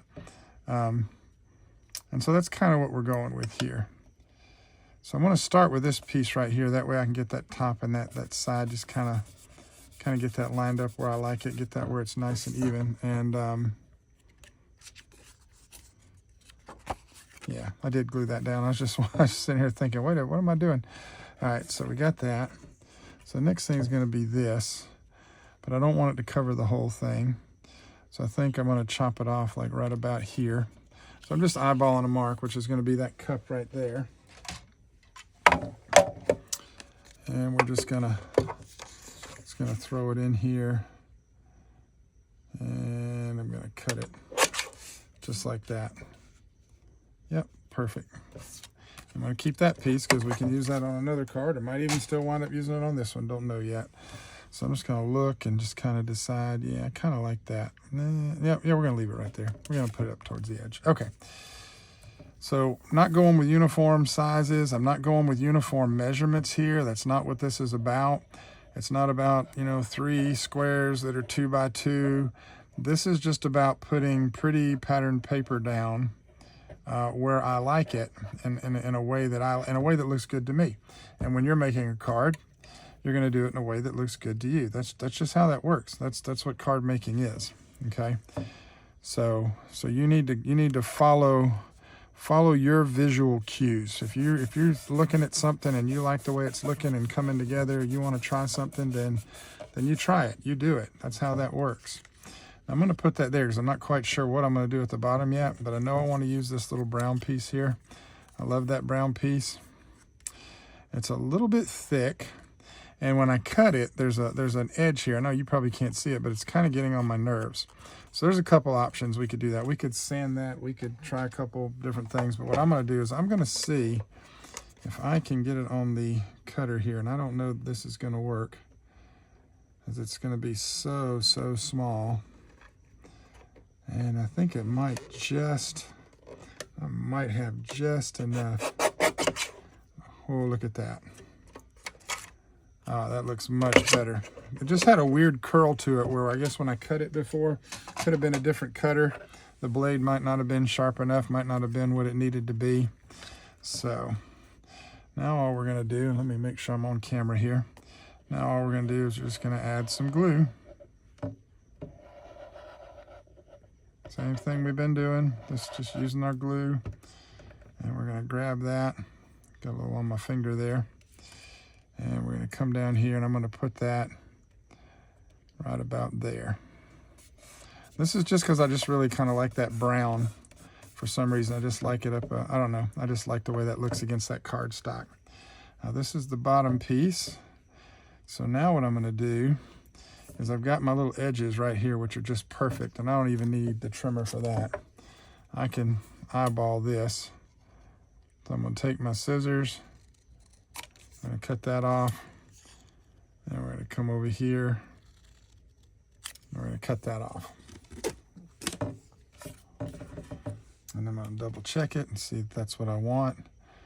That's what I want. I like that. And now we're going to glue this one down. So some of the other cards that I've seen, some techniques that I'll try eventually. And basically what they do is they take the paper pad, some of these images and stuff that's on the paper pad, and they fussy cut it. And they make it look, you know, they cut out a piece and they layer that on their card, and it looks really good. I'm just really not that into fussy cutting. It's not necessarily my favorite thing to do. All right. Boy, that glue is grabbing really good today, because once I didn't have much room to slide that. So now there's my front so far. It looks kind of, you know, that's not much to that, but this is our key right here. This is our key piece right here. This is what pulls it all together. And so now I'm just going to try and kind of get a visual for what I want. And I like this. I like that too. Actually, I really like it right there. So now I'm just trying to decide, do I want to treat this like a true decoupage and glue it flat down? So I'm looking at it. I like that. I like the way this all shows through. I kind of like this. Let's see. And looking at it lifted up, that's what I want to do. We're going to lift it up. I'm going to do one last thing just because I want to see. I just need to see. I just need to see. Nah, that's too much. That's too much. Okay. All right. So I am going to lift this up. So let me grab my, let me see if this is going to be, ooh, it's going to be close.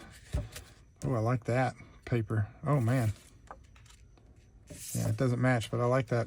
I like that. I'm going to have to get some more of this paper.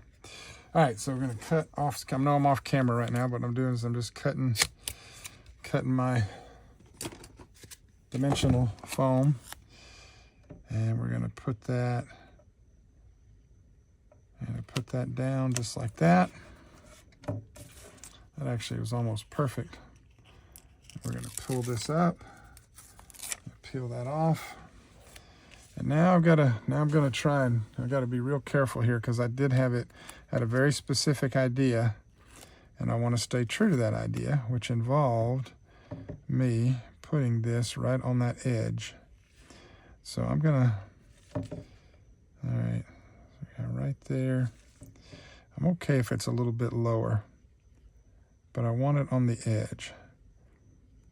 And I think we're going to go just like that.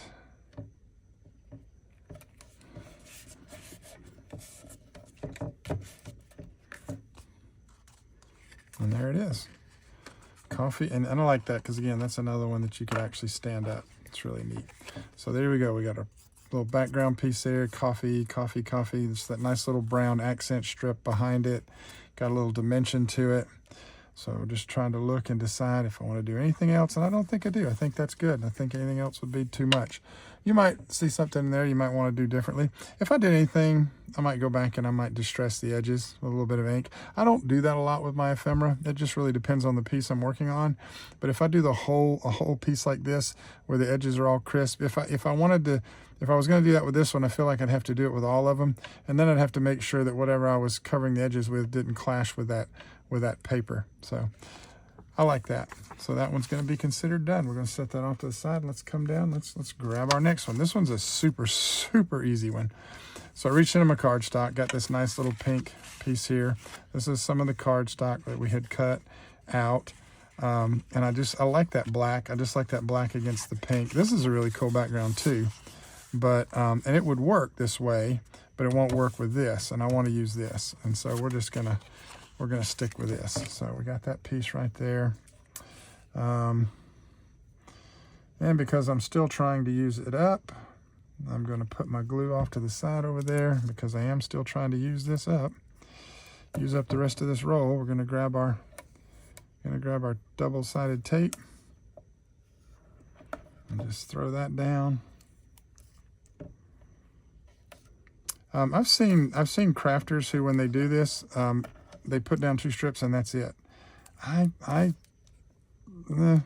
okay with that. I get it. If you want to save your tape, but again, I've got so much of this, but you really don't need that much because it is strong tape. And once these edges hold down, you don't have to worry too much about it coming up. So me putting all these extra pieces in there is probably completely unnecessary, but I definitely would rather have a little too much tape than not have enough and then have it, have it not stick or have it come off. So, all right. We're just taking our time.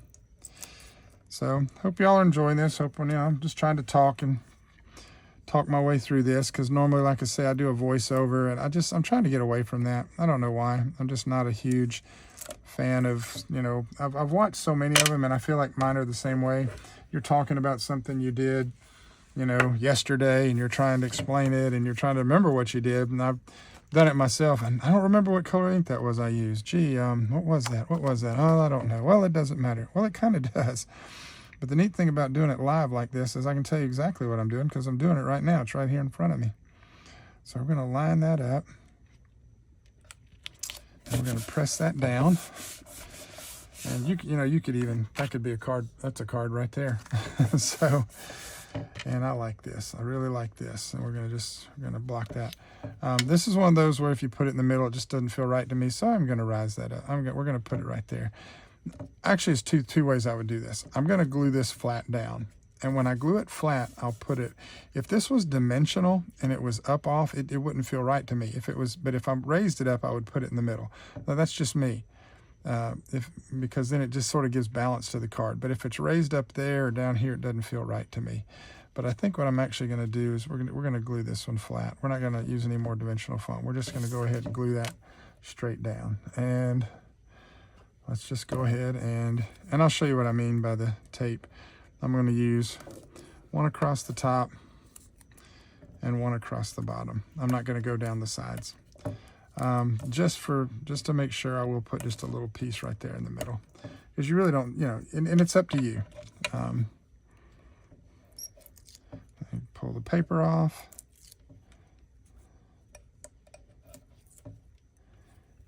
And then now we just want to, so I get my sides, kind of eyeball it, kind of look at the top, make sure we're straight.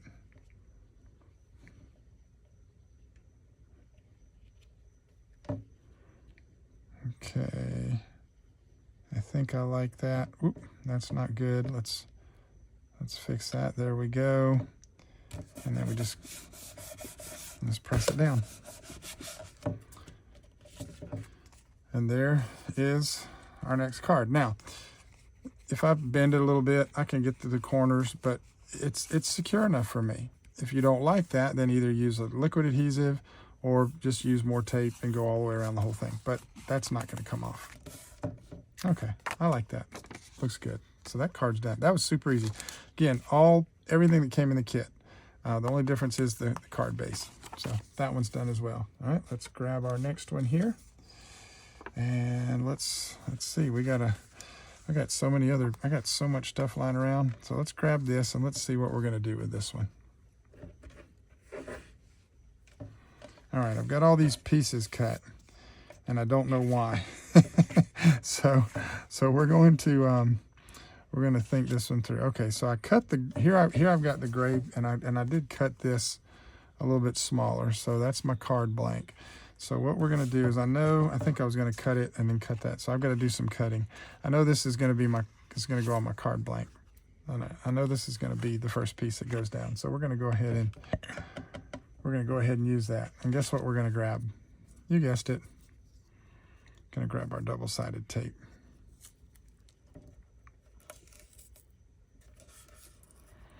The neat thing about this too is, that's the end of that roll, actually. So now we're going to come over here.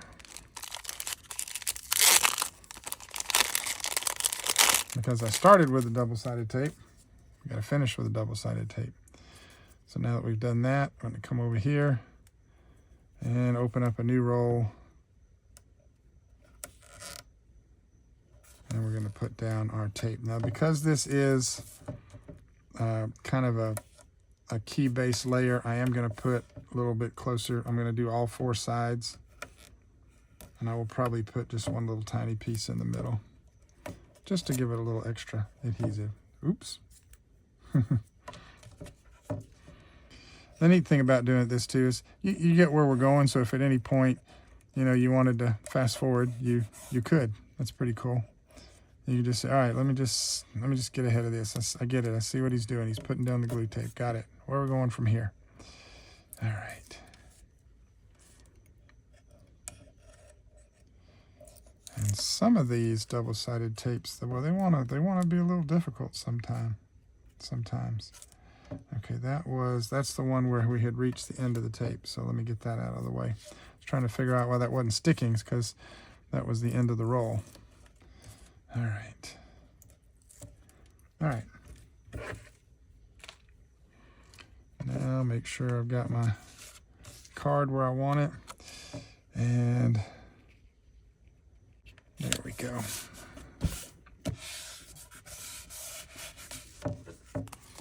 Okay. All right, and then we got this piece, which we're going to use, but I need to cut it down. So 5.5, 4 1/4. So this piece was cut to 5 1/4 by 4. So I took 1/4 inch, which is 1/8 all the way around, which means I need to take even more off on this one. So I need to be a little more precise with my measurements. So I'm going to grab my trimmer here. And when you're cutting cards, try and remember how you reduce a card when you're layering those fronts. If I'm going to take a standard A2 card that's 4 1/4 by 5.5, and I'm going to take 1/4 off. So then 5.5 becomes 5 1/4, 4 1/4 becomes 4. You don't want to start messing around and take a 1/2 inch off of one, 1/4 off of the other, unless you have a very specific plan. You'll confuse yourself. You'll cut one, you'll take a 1/2 inch off, you'll layer it on top of something, and you'll have more border than you wanted. You'll have pieces that won't match up. So for me, it's 1/4 inch reductions all the way. So 5.5 becomes 5 1/4, and then the next size would be 5 inches. 4 1/4 becomes 4, and then it becomes 3 3/4. So it's always 1/4 inch. So what I'm doing now is I'm looking. So this is 6 inches, and this is 4. So I've already got this one 4 1/4. But remember, we've got 4. We've already cut one down to 4. And so now we need to go 3 3/4. So we're actually going to go ahead and cut this part first. Just trim off this little, and make sure my cutter's is attached properly. I'm just going to go ahead and we're going to cut off that. And now my 5.5, 4 1/4 by 5.5, which becomes 5 1/4, which then becomes 5 inches. So what I'm doing is I'm looking to see, what do I want to cut off? I can't. Yeah, we're going to go that way. Yep, that's what we're going to do. I always try to look to see where it's going to cut, because you can always make a small adjustment. Cut a little less off and then flip it and cut the rest off the other side. All right, there we go.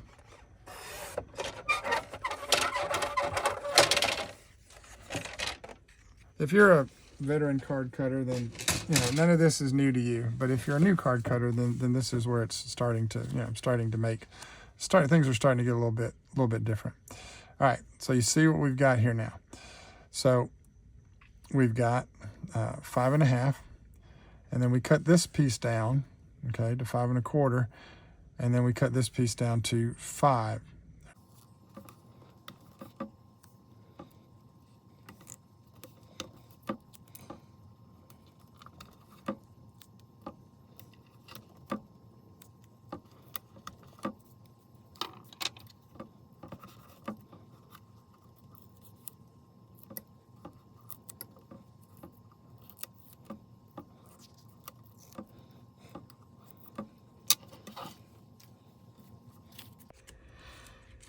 Okay, so I'm going to double check my orientation, make sure we got everything where we want it, and got our storefront where we want it.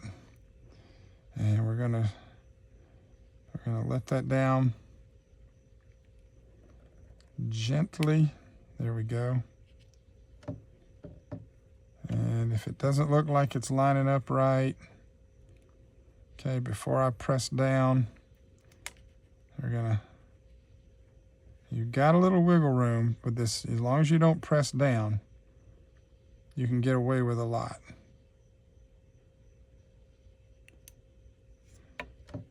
And that looks good. Now I can press it down.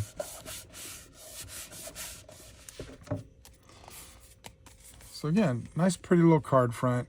We've got that white trim. We got the gray standing out. All the colors coming together. And then what we've got here is I wanted to use these two pieces on this one. And so and that's another reason why we kind of went a little bit wonky. Now there's a couple options here. If I do this, and you see how it sticks over, okay, we can actually trim that off. But I don't always like to go that way. So what I would rather do is try and find a way to fit both of these on here. Now I can trim this down a little bit more if I need to. But what I want to stay is inside the gray. I want to keep that white border. So we got that piece there. And then if we put this piece here, There you go. So I like that with coffee. Anything is possible, but I think I actually prefer to have that on top. So let's do that and see what we've got. Okay, so no. And do I want to do this? I don't like the way that's looking. Ooh, I kind of like to pull that down there. With enough coffee, anything is possible. Caffeine and kindness. Okay. So let's put this one here. And let's put this one here. That I like. Okay. Trying to make it fit. Trying to get the right view here.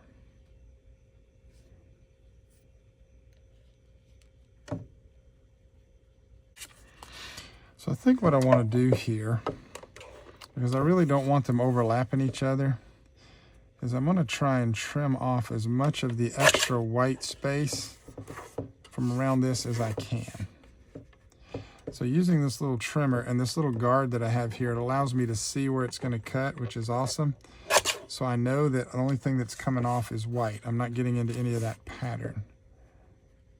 And so we're going to do that. And just a little bit more off of this bottom side here.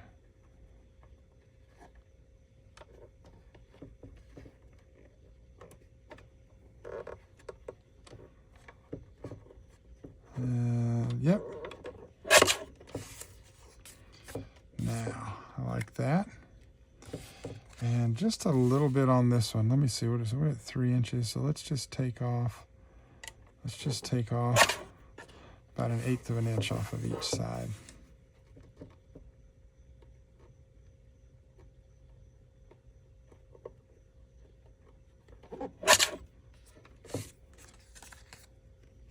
Looking good. Let me see if that's gonna, I need to take just a little bit more off. Love this little trimmer because it has such a, this little guillotine trimmer has such a very fine, you can cut just like really super thin piece of paper off. Okay. All right, let's see what we got. I think that's going to work.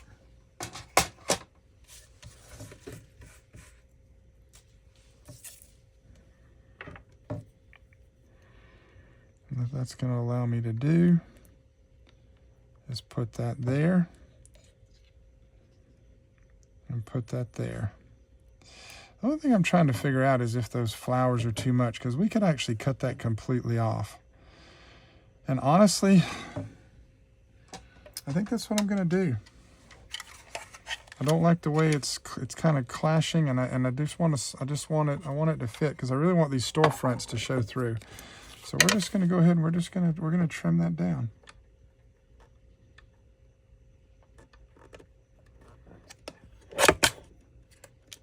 All right, just a little bit more. There it is. Spin it around.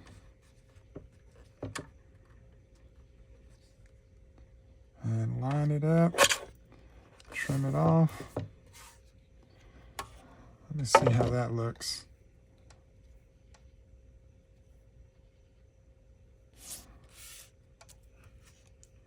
Move that down there. Yeah, boy, I like that border. Now I actually don't want to lose that. I actually like that, but I don't have anything else to go on there. So sometimes when you're cutting your pieces out, you'll come across something and you'll go, oh, I like the way that looks. And that's what changes your card. Because now I'm toying with, do I want to use this or not? Do I want to waste this piece? I really like the way it looks by cutting off the end pieces and leaving that on the top. But now it doesn't quite fit the scheme of this card that I was working on. So I've got a little bit of a dilemma. So what I'm going to do is reach over here, because I've got another card that I was going to work on. And I'm thinking, see, because again, we're using, that's the same storefront, and we've got that. And I'm wondering if that wouldn't go better with this piece right here, if that wouldn't look better lined up with that. And I'm thinking it might. but then I've got the other one. So what you do is you when you're making cards, it's a process. You're in your own mind. You're kind of thinking things through, and I'm thinking, I don't want to do that anymore. I don't know what I want to do. Okay, so sometimes you just got to kind of take a break and come back to something. I was struggling with this one, and I actually like this now. And we are going to use some dimensional foam on this one. We're going to go ahead and just cut a little strip. I'm going to lift up both of those pieces. And so I'm going to take that Caffeine Kindness. We're going to put that right there. And I just eyeball it. I just eyeball the, I don't measure it. You kind of learn. Every now and then I cut one that's a little too big or a little too small, and you deal with it. And let's see, that's actually maybe a little small, but it'll still work. And so what we're actually going to do is I like this kind of overlapping. I like the way that looks popped up just a little bit. And what I'm trying to do is get my positioning right, because I kind of want them, there we go. I do like that background. I just really like that background. And I think we're going to do that. So that looks good right there. So we're going to go ahead and peel off our tape. And once you make that decision, so I like it right about there. So that's that. It's done. It's down. It's done. And we're going to peel this one off. Maybe. There we go. This one I don't need the tweezers for now that I've got that one down. So just kind of eyeballing, just kind of figuring. I actually like that brought up a little bit. So we're actually going to put that one right there. And there's another card done. Super simple. All right, again, just using all stuff from the kit. The only thing we added to this one was the dimensional foam. And I like I like these cards, I mean, you could stand one up if it was that way, but it's just not the same. That's why I like doing them with this orientation, because then someone could potentially, display the card. So that one's good. Let's set that off to the side. Now for this next one, I want to show you this one. You may not have this in your card stash, but I want to show you this. So this is a trifold, or not really a trifold. I don't know what they call this, but I like this. I like working with craft paper. And I actually got this. I got a bundle of these from Hobby Lobby. It's where I buy all my envelopes, my basic envelopes. So this is it's still an A2 card. It's 4 1/4 by 5 1/2. But instead of it being folded in the middle, like a normal card, what they did was we scored it 2 1/8 on each side. And when you pull it in, so you still got your 4 1/4. So if you wanted to make this on your own, you would take your normal, you would take what you would have is your 8 1/2 inch by 5 1/2 inch, okay? And so you wouldn't mess with the 5 1/2 inch. If you had an 8 1/2 by 11 sheet of paper, what I normally do with an 8 1/2 by 11 sheet of paper is I cut it in the middle. I cut it at 5 1/2. That gives me 2 5 1/2 sections that are 8 1/2 inch wide. And you fold them in half. That gives you your A2 card. So you do the same thing. You've got your 5 1/8. Let's say this was 2 sheets. Then all you would do is use your scoreboard or whatever and measure in 2 1/8, measure in 2 1/8, and then fold it. And you could make this card. So we may do that on another video where we actually make some cards and do some folding on our own. But this card came pre-made. So what we're going to do with this is I wanted to use the paper. I was trying to decide if I wanted to use that or how I wanted to, kind of what I wanted to do. You can just write on cardstock, but I just like this brown. It just looks really neat. It kind of nice contrast. It brightens it up. The alternative is we could literally just put this on the outside of the card. That works too. I kind of like that. Sometimes when I do a card, I'll put something all the way around it. So I think what I am going to do on this one is I think we are going to glue this to the outside of the card. Okay, so I think that's what we're going to do with this one. So I'm going to go back to my old friend here, the double-sided tape, and we're going to go ahead and we're going to tape that down. And I do like I like this side, but I also really, really like the flowers. So all I'm doing is just using my double-sided tape here to, and just a little bit here, just to kind of help hold those, just to keep the edges. Don't need a lot. I will put one in the middle, a little bit in the middle there. And then same old story. I like to press it down. I don't do this enough. I don't use it that often, but I have to remember, if you do that, that helps to make sure when you go to lift that you actually get this part and not the glued part. Because sometimes you stick under there and go to pull this off and the whole thing just does come off. So you do want to press it down. See, that's what it's trying to do right now. It's trying to, there we go. It was trying to grab under the glue. All right. And whoops, there we go. All right, so I'm going to kind of reverse bend that just a little bit, just to give myself, make that lay a little bit flatter. And then we're just going to kind of eyeball it, and we're going to drop that right there. Looks good. Press it down, and that just kind of decorates the outside of the card. So if you like this look, if you like a craft stock look, and you can do it again with a regular sheet of craft paper, you can make this, but you can buy these. So I like this look. And so then what we're going to do now is we've got these two pieces that I cut to go on the outside here, so we're going to go ahead and put them on. And just to make things go a little bit quicker, just to make things go a little bit quicker, and to make sure I have a little more time to move the paper around. If I don't like the way it lays down, I'm going to go back to my liquid glue.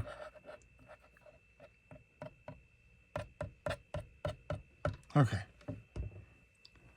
So I'm going to grab this one. We're going to put it down. That actually went right where I wanted it, so we don't have to do any wiggling. That one, I won't be able to do that twice in the same day. We'll find out when I do the other side here. And good thing I wasn't really paying attention, but a good thing that worked out. And I could have flipped it over because I only did the one, but the cups are all facing that way. If I'd have had them facing the other way, I would have had to flip it over. And it would have been okay the first time, but if I get one of those wrong, then we got a problem. So I really like that. I love, that's just a pretty paper. All right, so we're gonna do the same thing with this one now. Let's go ahead and put our glue down.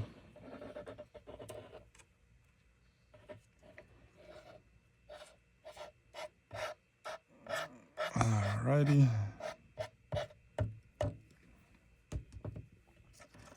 Let me flip it over, make sure my cups are facing the right way. They are. And we're going to pop that down. And that one actually went right where I wanted it to, so we're just going to press it down.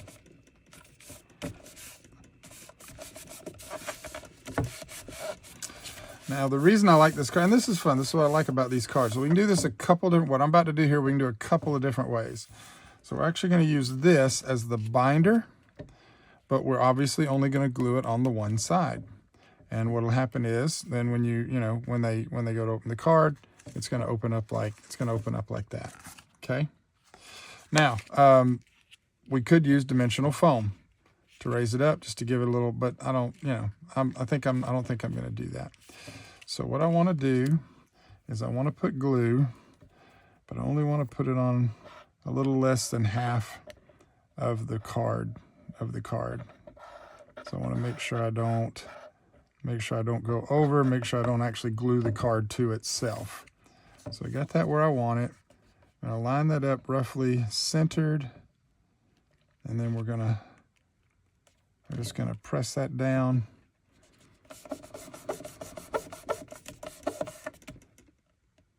And make sure we're straight. That looks better. It's a little bit crooked.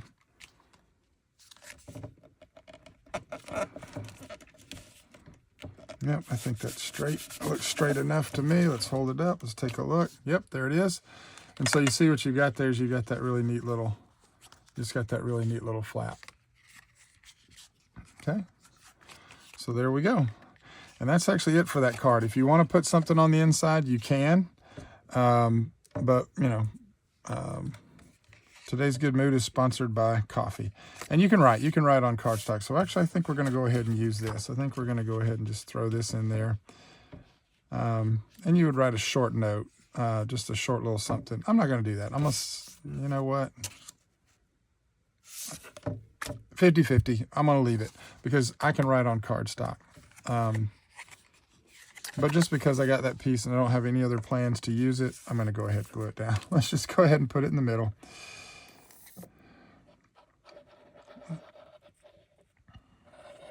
If they need more room to write, if you give this to someone, you're the one writing the note. I give my cards away, so whoever gets this card, if they needed more room to write, they could write around.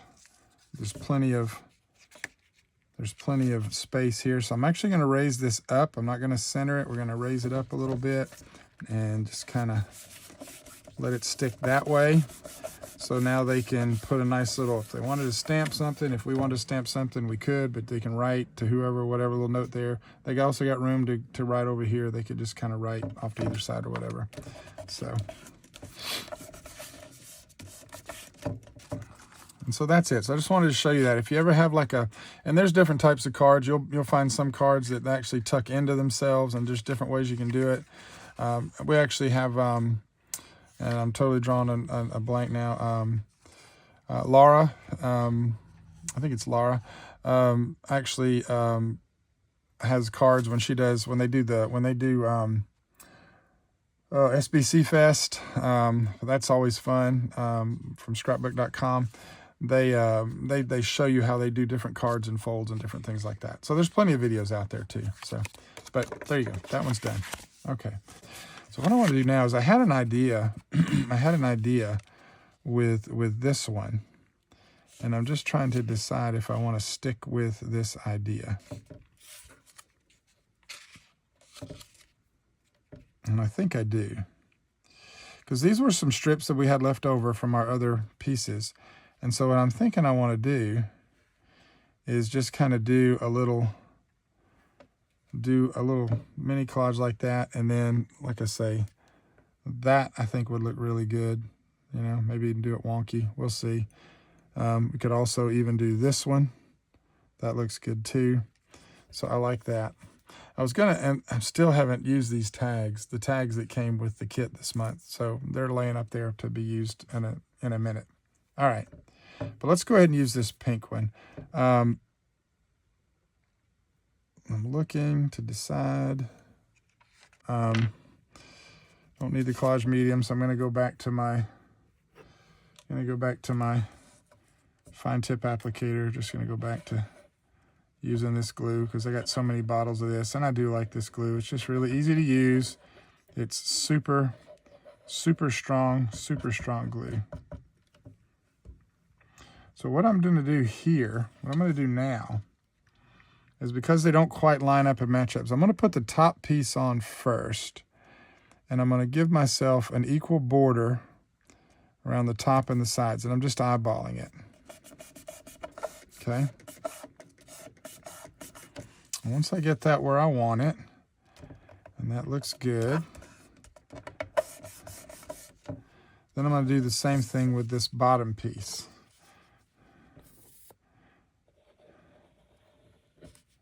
So just putting glue on my paper.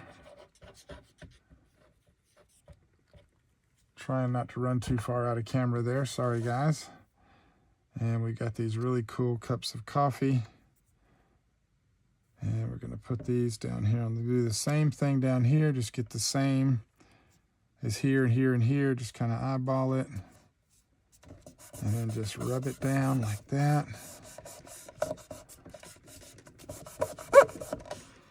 And then when we put the middle one on, all I'm going to do is make sure, you know, that the edges line up here, but then I just want an equal distance in the middle. This one doesn't matter as much because we're fixing to cover it up with a piece.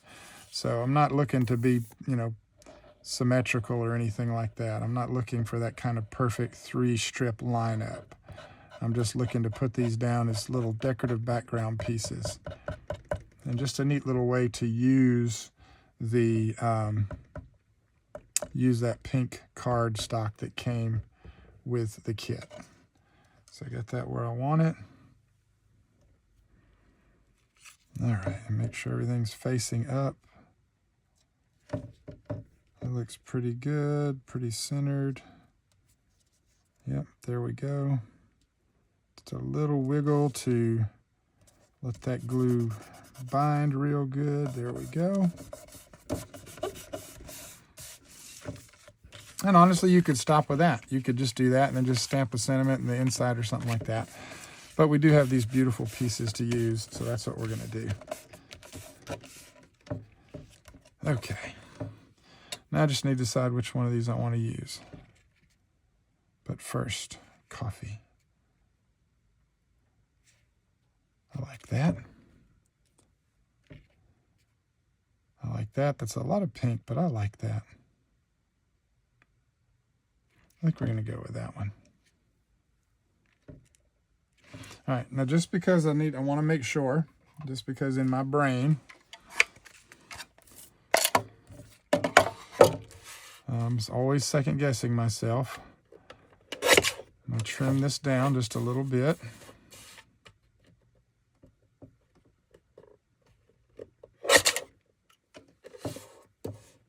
We got as far as we can go there, maybe just a little bit more off the bottom. Okay. And then I'm going to take this one and we're going to trim it down.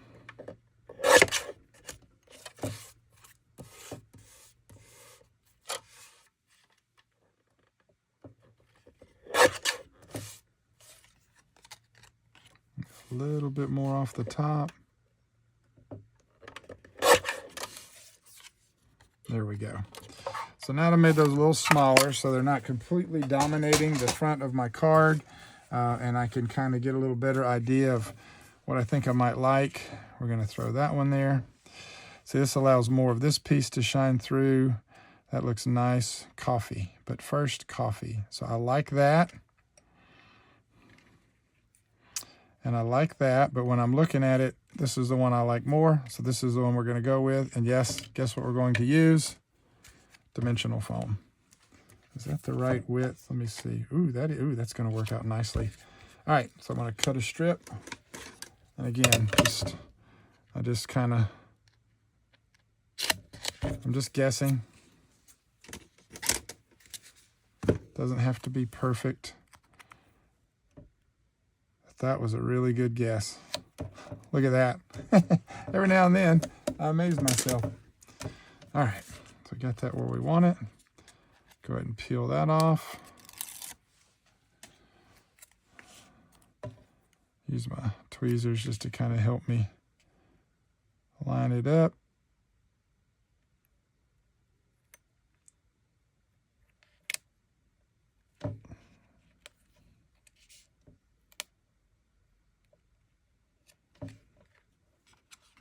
That looks like that looks good. Press it down. And voila. We used the card with a pretty little envelope. Now, if you wanted to save that pink envelope, use it for a different card, we could. We could just put this in a white envelope. In fact, I think here's what I'm thinking. I'm wondering if I want to do. Let me just look back through the cards we've already made, because what I'm thinking is this looks really good with that envelope. So let's just swap that out. And then let's just put this one in the white envelope. So you could do that too. But there we go. Either way, a couple cards. They're ready to go. Okay, so here's our next card. Now we're going to go to this one that we had cut. What I did was I went into my stock, and I kind of like this orange card blank. I really like that. It's going to work. But what I need to do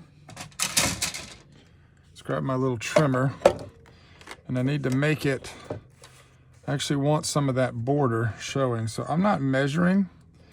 I'm just going to eyeball just a little bit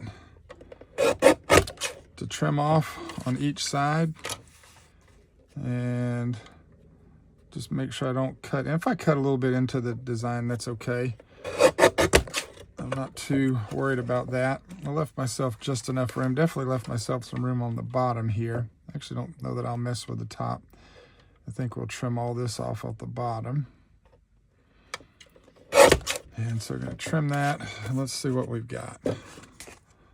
Let me set that to the side. And let's see how much of a border we've got. Oh, that looks good. I like that. I like that. All right, so this is going to be perfect. All right, so we're going to do that. And just because we can, going to use up some more of my double-sided tape here, because again, I've got so many rolls of this.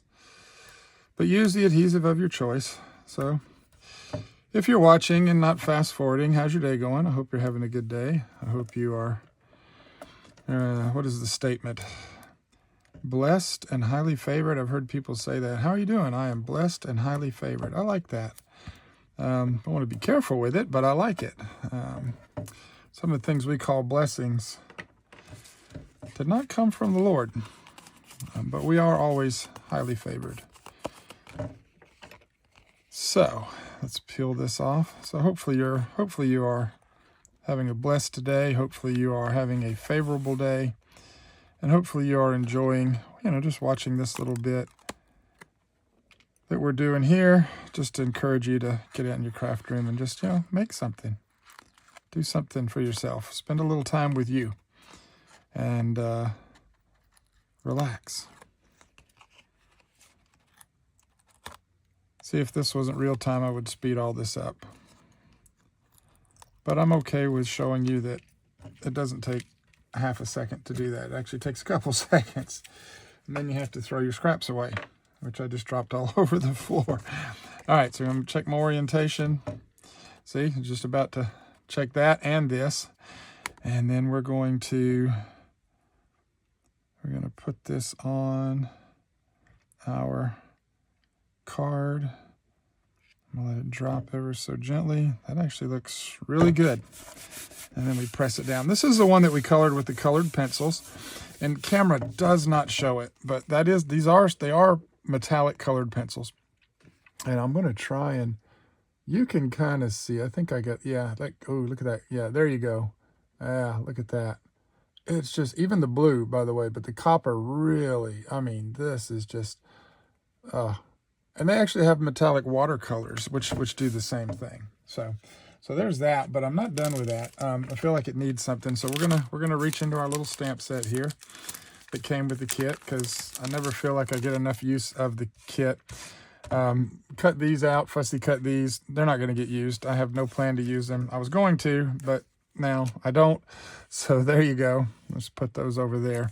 But what I want this one, this is clearly tea bags, teapot.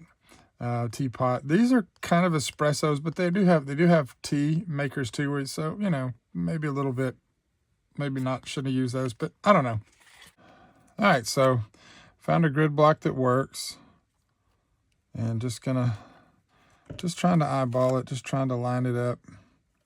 Doesn't have to be perfect, because on the grid block, that does help you to kind of keep it straight, but I'm actually going to, I can see that we're off a little bit. So however you need to do it, if you're worried about it not being perfectly straight, if that's something that kind of, you're peculiar about, then by all means, you can use a stamping platform, and I'll do another video where I show that. And I've seen other people do it, but I've seen them get, way too OCD about it, and I don't want to do that. I don't want to get to the place where I'm measuring every minute little thing when I'm making cards or doing something like this. To me, that would just take the joy out of it.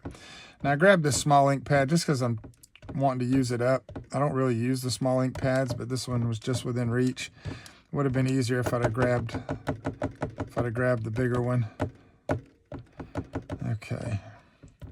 But I definitely want to make sure I got enough ink on there. Again, I'm always worried that I don't have enough ink. I think we got that covered. Without a stamping platform, once you stamp, you're done. All right, that looks pretty good. I'm going to try and kind of center it on the page. I'm just looking, and then we're just going to press it down. It's archival ink. It's oil-based. It's permanent.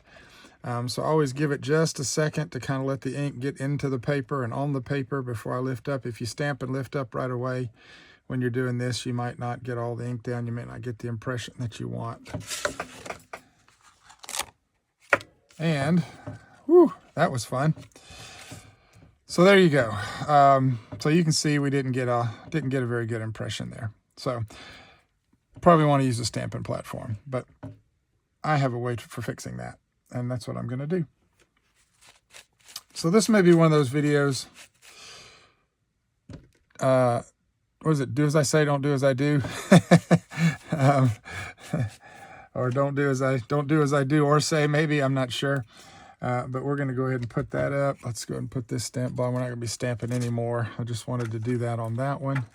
Going to grab my marker, and I'm going to fill that in. And I'm actually just creating an outline here around the real thin part because there's a brush tip on the other end, and I'm actually going to use that. This marker works fine. You can use, this is a permanent marker. So whatever you need to do when you make a mistake like this. This one, normally I don't worry about it too much, but this one's just a little too light for me.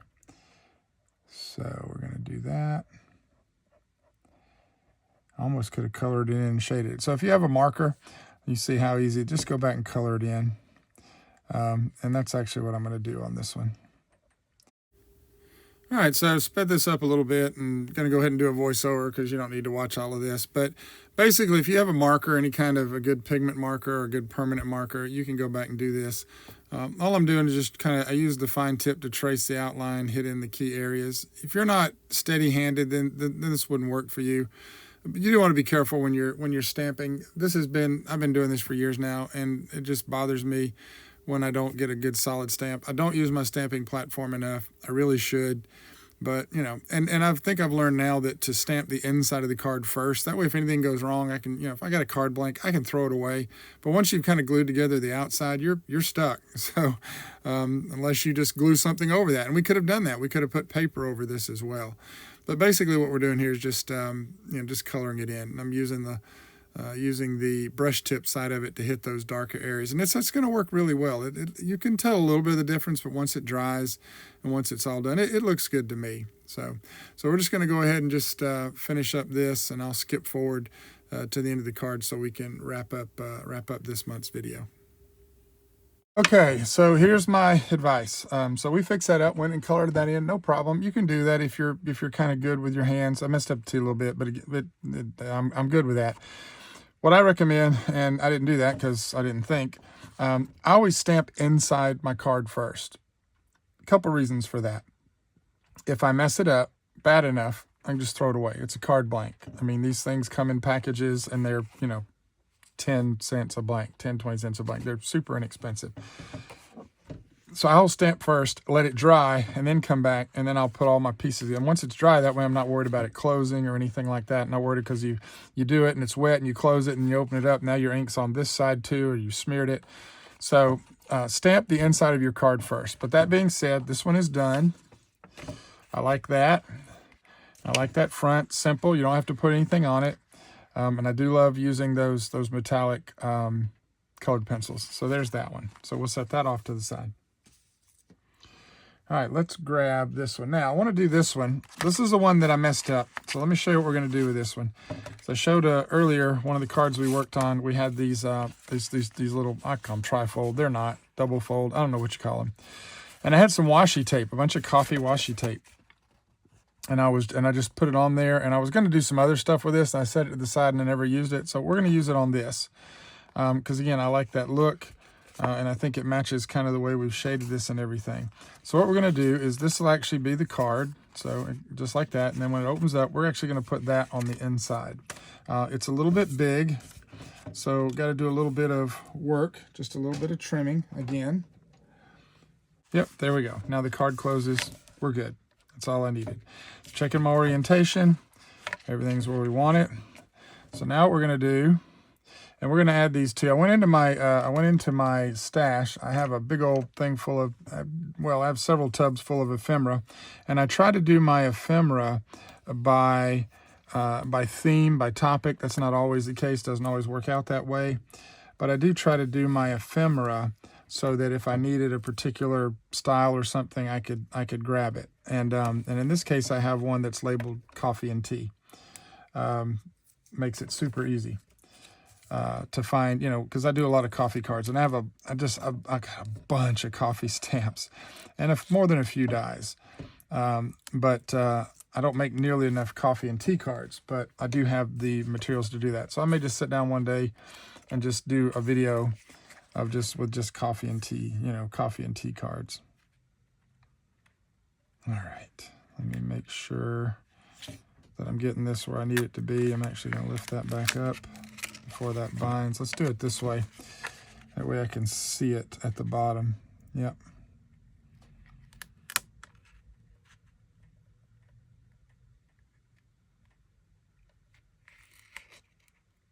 There we go. And that closes right up. It's perfect. It's just what I want. All right.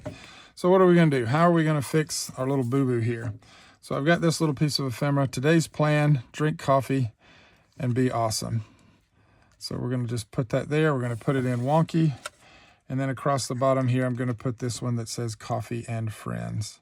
So covering up a little bit of our work, but not a lot. So again, the idea is don't make a mistake. And I actually could leave that off. In fact, I think what I'm going to do, I may put that on the side. I may do, ooh, I've got a good idea with that. All right, so first things first, let's go ahead and get this guy down. And let's just grab some liquid glue. That's going to give me a little bit of ability to kind of move it around, put it where I want it. You can see I'm going to have to go back in and clean out my tip.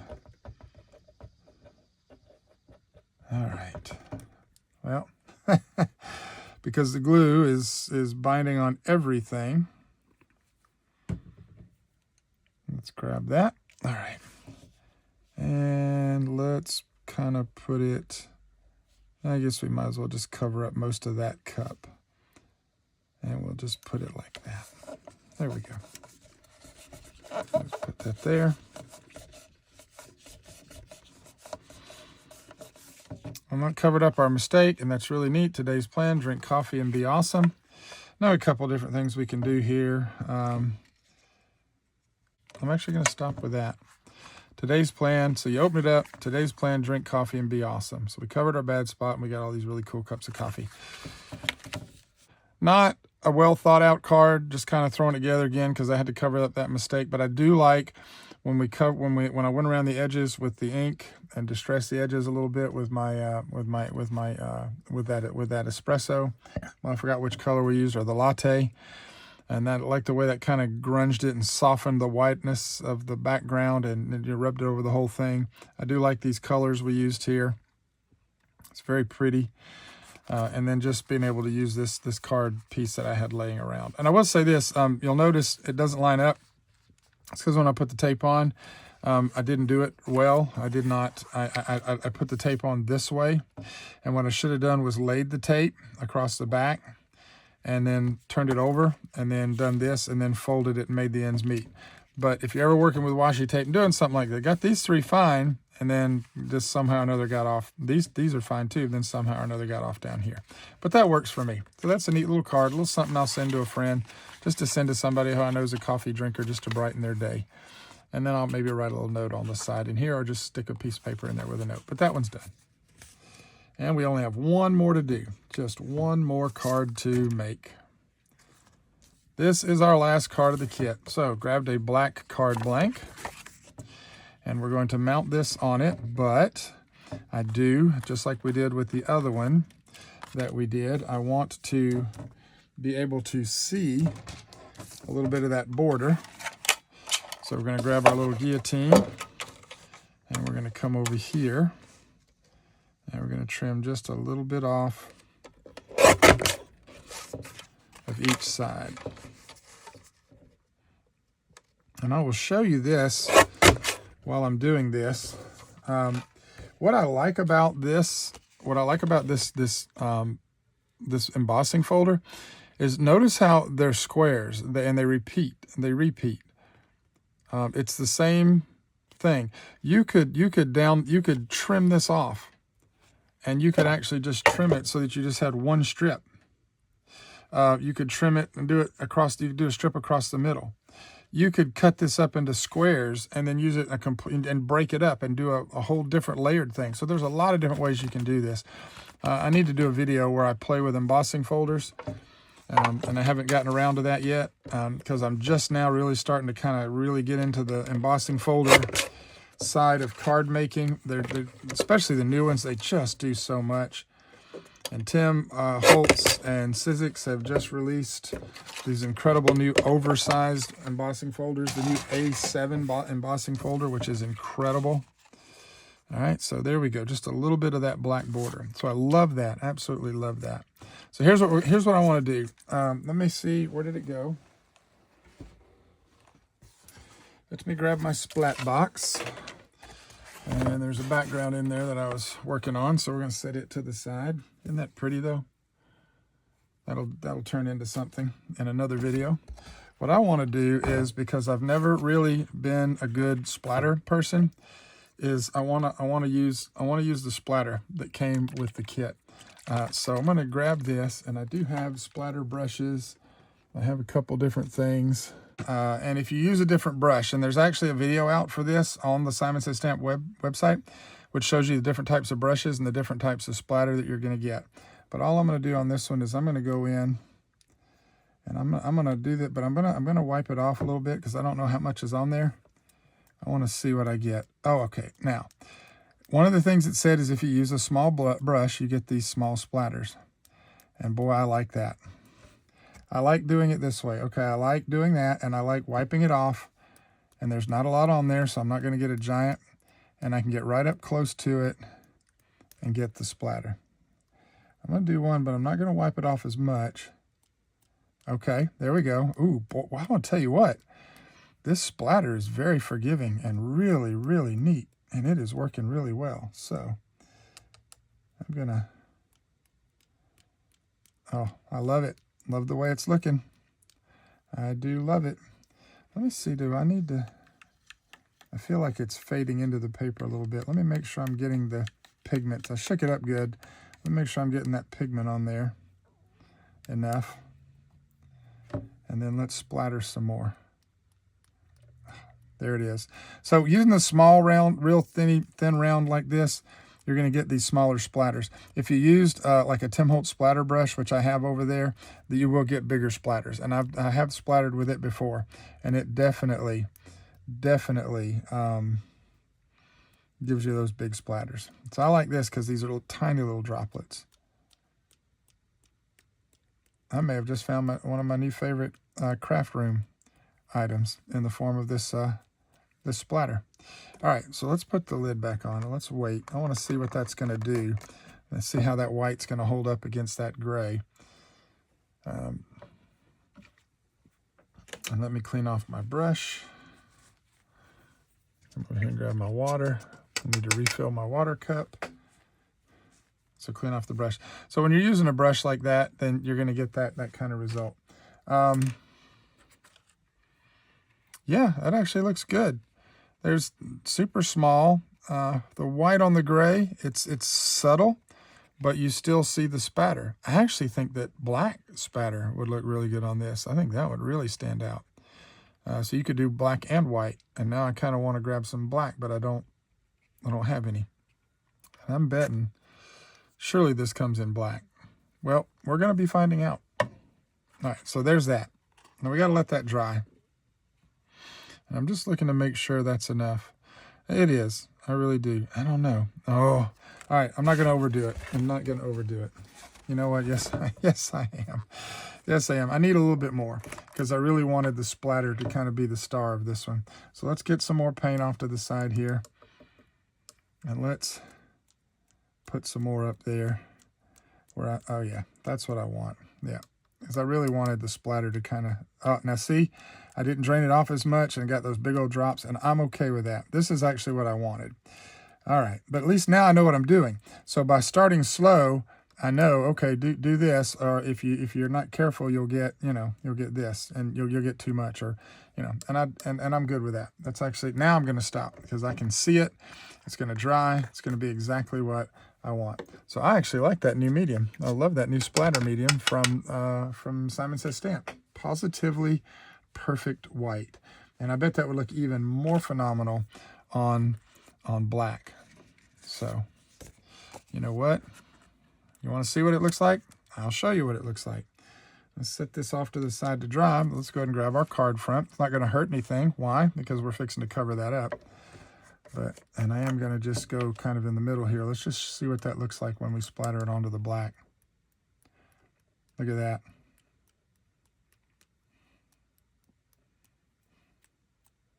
Oh man, look at that. That's awesome. Yep. We'll let that dry. We'll look at that again before we glue it together, but there you go. Let me clean my brush again. And let's finish working on the front of the card while everything dries. Come back over to this, which is drying super fast. Let's do a quick comparison. So you can see the white spatter on the gray versus that white spatter on the black. I really like that. It dries. There's a little bit of opaqueness to it. Is that the right word? It's not as bright white. It's just a little bit of, it softens. It's almost a little bit grayer. But the key there is, you know, mix it up, and, you know, larger droplets are going to give you sort of a brighter.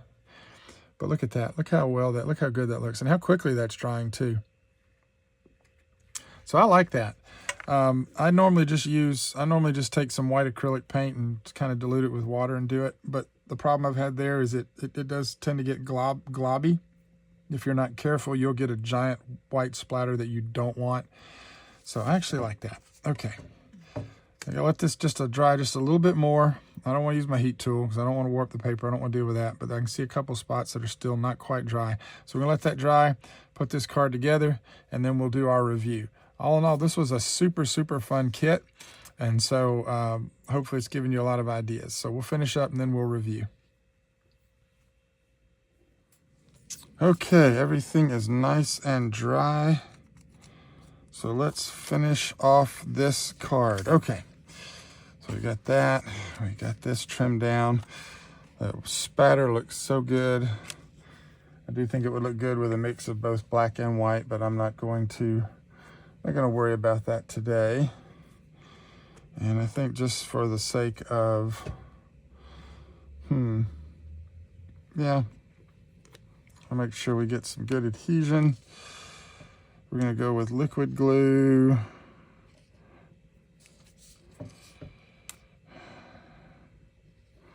I need to clean out the tip on my bottle here.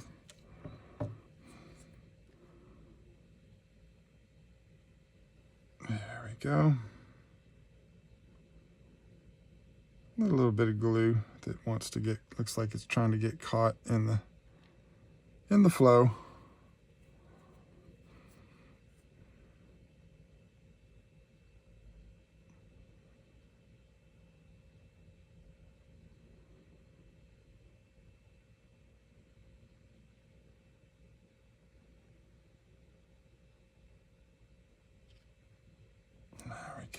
That looks like plenty of glue.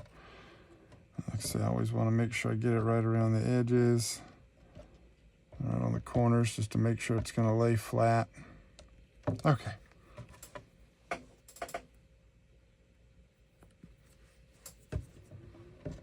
Orientation.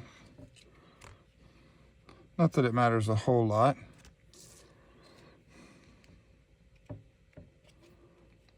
This down. That's why I like using the wet glue, is I've got a little room to slide it, get everything where I want it, get it lined up nice and even all the way around, and then press down. As I said before, you are not going to you're not going to rub out the embossing, you know, when you're rubbing down like this. So don't even think about that. Okay. So there we go. That's just so pretty. That is just so pretty. And then we got our little thank you. And we are going to use our dimensional tape for that.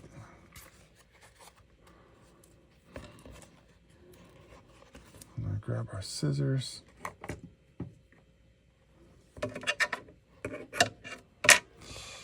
I watched other people do it this way, and I don't know why, but when I tried, it doesn't seem to want to cooperate. So, but that time it did. So I just usually just eyeball mine, and then I just turn it to where I want it. You know, I cut it. I just kind of guess it and cut it. But this is actually working out really well. All right. I do need one more tiny little piece to go right there. So I don't want that circle. And then one tiny piece to go right there. Actually, I'm going to give myself two real tiny pieces. So I want one right there. And I think I want one right up here.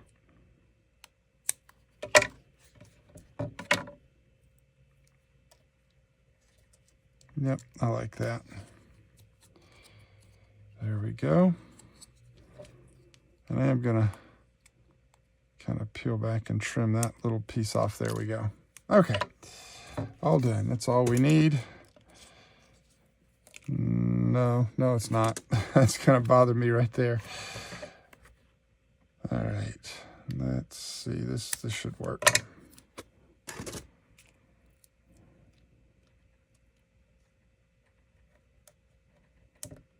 There we go.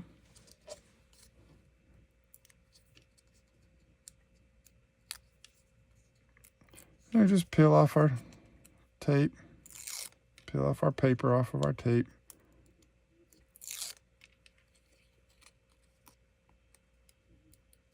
I thought that one would be a little trickier, but it wasn't. Sometimes you go to do those, the little tiny ones. All right. I like this one. I just like it up top. And this one's pretty easy to line up because they're basically, the squares are pretty much, it's pretty much squares. You just look at it and just kind of see where you want it. And that's it. That looks good. We press that down. And there we go. There is our last card from this set. So we're going to take our envelope. A little moisture in the room. There we go. We're going to take our envelope, put that in there, and there we go. All right, so we will review in just a moment, but for now what I'm going to do is, no, I'm not going to do that. So I've got all these tags left over. Let me show you what you can do with them. These tags, I was going to use them. What I'm going to do is I'm going to go back later and I'm just going to glue these onto them like that. And I'm going to probably blend a little bit around the edges. And we're just going to make some little tags. I'm just going to just pop those on there like that. Probably do this one right here that says coffee. And then we've got this one up here that says, but first coffee. So that's what I'm going to do with those four. Is I'm actually just going to do that. And then probably I may run a little strip down the side or something, like a little piece of that metallic. But then also take some ribbon. Where'd my ribbon go? Just take some ribbon, just tie some ribbon through there. So I may do those on a later video, but if you got the tags and you weren't sure what to do with them, because I'm not a big tag person, but you could actually do this and then mount it onto a card. You could actually do this and then just put that onto your card front as well. So that's kind of what I had thought about with the tags. So we're not going to do those, and we wound up not using them on a card because we wound up making a lot more cards already than I always plan. I always make more cards than anticipated. That's just kind of how it works out. So let's do a review of our cards, shall we? So we have this one right here, which I just took an old trifold cardstock, craft stock card base, and this is the one that we colored in, and we put it right there. And we made the mistake up top, but we just took the little, found a little piece of ephemera and we just glued that over the mistake. And I think that looks really neat. You can make a nice little note in there, and you can just send this to someone if you want to invite them out for a day of coffee, if you just want to go spend a day with someone. So we'll put that over there. So what I want to do now though is I do want to zoom out a little bit. So let's do that so that we can get hopefully all of our cards in view. So there's that one. Then we've got this one that we also did, where we stamped and then colored, and we used those metallic pencils. We stamped on the inside, glad we're besties, and then just used that metallic card, which I love those. I keep doing this, and it just looks so neat. I love that way that made those look like copper pots. So we made that card. Pretty easy to make, just stamp and color, and you can do that anytime with any one of these monthly kits. You can do that. Then we've got this one here, and this one's one we messed up quite a bit, and wound up. What did I wind up doing with this? This is the one that I'm not a fan of because I got glue everywhere, and I was trying to do some different things, and I messed this one up. But I want to show you this one because you can do this. Just take the paper that came with the paper pad, and you cut it. You don't cut it 50-50.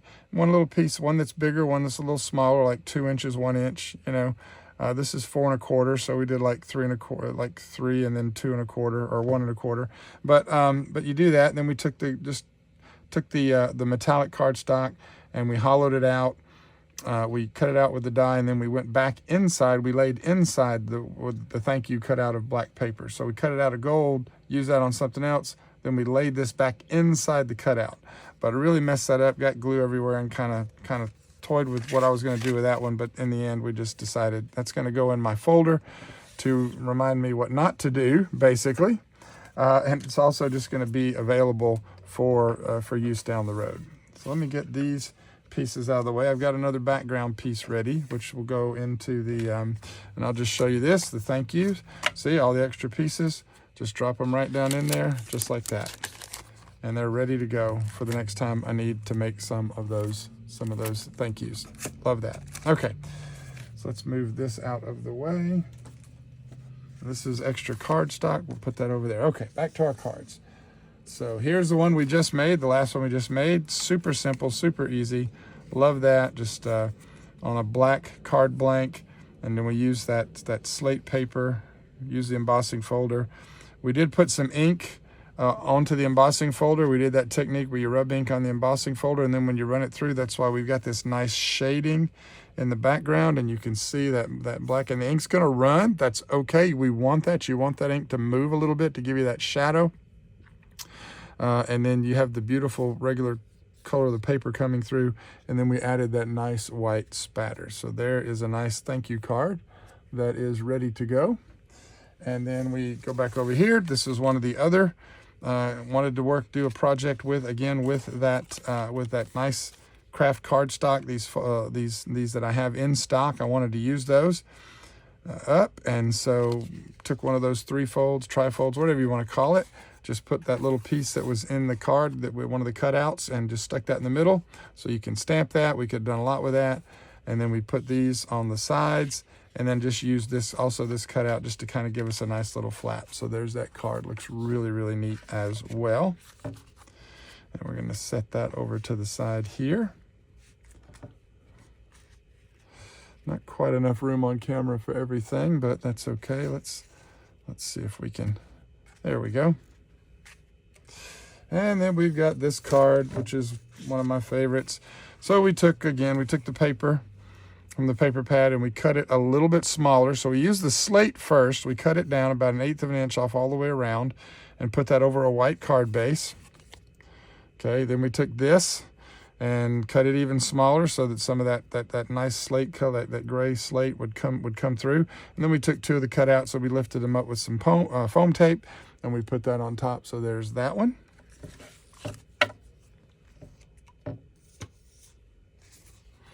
Then this one we used the envelope that came with the kit, and then I used a pink card base, kind of a brighter pink card base that I had in my stash. Took some of the paper, cut a strip, took the cutout, just laid it over the top. We didn't use any foam tape on this. This was super simple. It was just paper on paper, ready to go. Like that one, very nice and simple. Then we got this one, which we took, and this is the pink that came with it, and so we cut it and we scored it to make a card base. This is actually the card that came with the kit, this pink card that came with the kit. So we just took it, and I took some of my scraps, some of the leftover pieces where we were making, and I cut 3 strips, and we put those on it and just tried to line them up, just make it symmetrical, make it look good. And then again, one of the cutouts lifted up with some foam tape on top of that. This is one of the easiest cards to make. These two here, where you're just putting paper on paper. You're just taking a nice design, a nice piece of paper, and you're just kind of cutting it out and just, it's so easy. It's just paper on paper. So we got this one also. Let's take a look at this one. This one was a little more fun. This one again, I took a card base from my stash, took this nice paper that came with the kit, okay, and we took that and we glued that flush. I didn't leave a border on that one, didn't want to. And then we just took some of our paper pieces. We took this neat little coffee piece, I took this strip here, and then I had a bigger strip, and I cut that out, put that there, just had a little extra strip of brown. This was all done with extra paper, so we just took this strip and this, and just glued that onto the card, and then glued that card onto the card base, and there you go. And then we took this cut out and also puffed it up with some foam tape to give it a little dimension. So these are easy cards to make, because you get towards the end, you start cutting, you got all these little strips and squares and pieces that are coming off. Throw them on find the colors that match, find something you like, just lay them on a piece of cardstock, glue them to that cardstock, and then glue that cardstock to a card base, and you got another card just like that. So we're going to take that, and we're going to let's put you right there. So we are running out of room. Then we got this one. This one's super simple also. We took that metallic that came with it. We ran it through the embossing folder. So pretty. Didn't do anything to it. No splatter, nothing like that. We took the thank you die that came. We did the black shadow background, and then we cut out the gold, and then we just glued that on top, and then lifted that up with some foam tape to make that beautiful, beautiful card as well. So we'll put that right there. And then let's see. We've got this one, which we also took the cardstock that came with the kit and glued it onto a card base. I keep forgetting my colors, slate and whatever that green one was, but we glued that down. Then we took a piece of paper from the paper pad and we cut it down just enough to give us about 1/8 of an inch all the way around, glued that down. Took some extra strips that I had left over, the black and the metallic, and just glued those down offset. Didn't really try to line them up. These were actually the same length, but I didn't care if they didn't quite match up on the end. I just put those down on the background, and then we just glued, again, another one of the cutouts from the card kit right on top of that. So super, super easy to make. So there is that one. So we'll put that there. We're all running out of room. Like I said, we're going to make 5 or 6 cards. No, that didn't happen. And then here's another one. Also, again, we took that beautiful slate cardstock that came with the kit, ran it through the embossing folder, well, trimmed it down. Actually ran it through the embossing folder first and then trimmed it down. You can do it either way. Depending on the embossing folder, I find it's easier to trim it after the fact. You can line it up and just shave a little bit off. Sometimes if you don't do that and you try to get it in the embossing folder, trying to get it to line up, or where do I put it right in the center, and if it moves a little bit, then your embossing could be crooked, and you will notice it.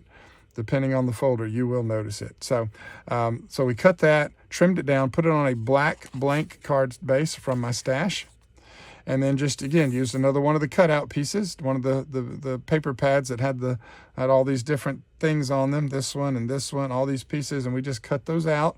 We lifted that up with some foam tape. This one, I did go over the edges of this. Instead of rubbing ink on the embossing folder, when this one was done, we rubbed ink over the top of the finished embossed product with that nice pigment ink, that Glacier White pigment ink, just to give it a little bit of a white highlight. So there is that one as well.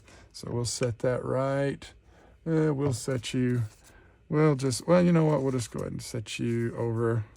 I'll tell you what, since that's not my favorite, let's replace you. Let's put you there, and we're just going to move this one off to the side for now. I'll throw it back on in a minute. And then we've got this one. So again, here we took from my card stash some light pink, kind of a light pink card. We took this was the paper pad, a strip that we had. I cut it just where I liked it, where I liked the repeat on the coffee, cut it across and made it match. Had a couple of metallic strips left over. Those are glued on. That's not underneath it. That's just 2 strips. We just flushed those up. And then again, another one of those cutouts lifted up with some foam tape. So we made that one as well. So we'll just drop you right there because we're out of room at this point. And then this is the last one that we have. So this one, we took the card. Again, we took took a card base in my stock, and I took that card stock, that slate card stock. We ran the ink through on the embossing folder, and I think I used, I think it was the Simon Says stamp. It might have been Spring Rain. So it's a super faint little kind of a greenish bluish color. It just really looks really interesting when that slate, it looked better than, I didn't know how it was going to look, but I actually like it. So we did that and ran it through the embossing folder. All right, then we went back and we glued that to a card base. Now this time we took the metallic strip, and I wanted something, so I didn't trim it. This is just glued over the top of the embossing. So you can actually see and feel the embossing through the strip. But we did that, and then again, a cutout with some foam tape, and we lifted that up. So there we go. And that is the end of all the cards that we made in this month's kit. So we have a total of, we made a total of 1, 2, 3, 4, 5, 6, 7, 8, 9, 10, 11, 12, 13, 14 cards with this month's kit. Let me count one more time. 1, 2, so I don't lose that. 1, 2, 3, 4, 5, 6, 7, 8, 9, 10, 11, 12, 13, 14 cards from this month's kit. So I hope that you enjoyed that, guys. I hope that once again, this gave you some ideas. It's running a little bit late. These kits, when they get to me, I don't get them early, so I get them, and as soon as I can get cards made, I make them. Maybe you're like me, you get the kits and you can't play with them right away anyways, and they sit on your shelf. I've got some months kits that are still sitting on my shelf from several years ago that I just haven't gotten to. But they're there when I need them. And the nice thing is to be able to go back and look online and find a video and see where others have made cards and give you some ideas of your own. So you can use any of these ideas, change up the paper style, do it with or without the strips, different card blanks, however you want to do it. But again, hopefully this gives you guys some ideas as well.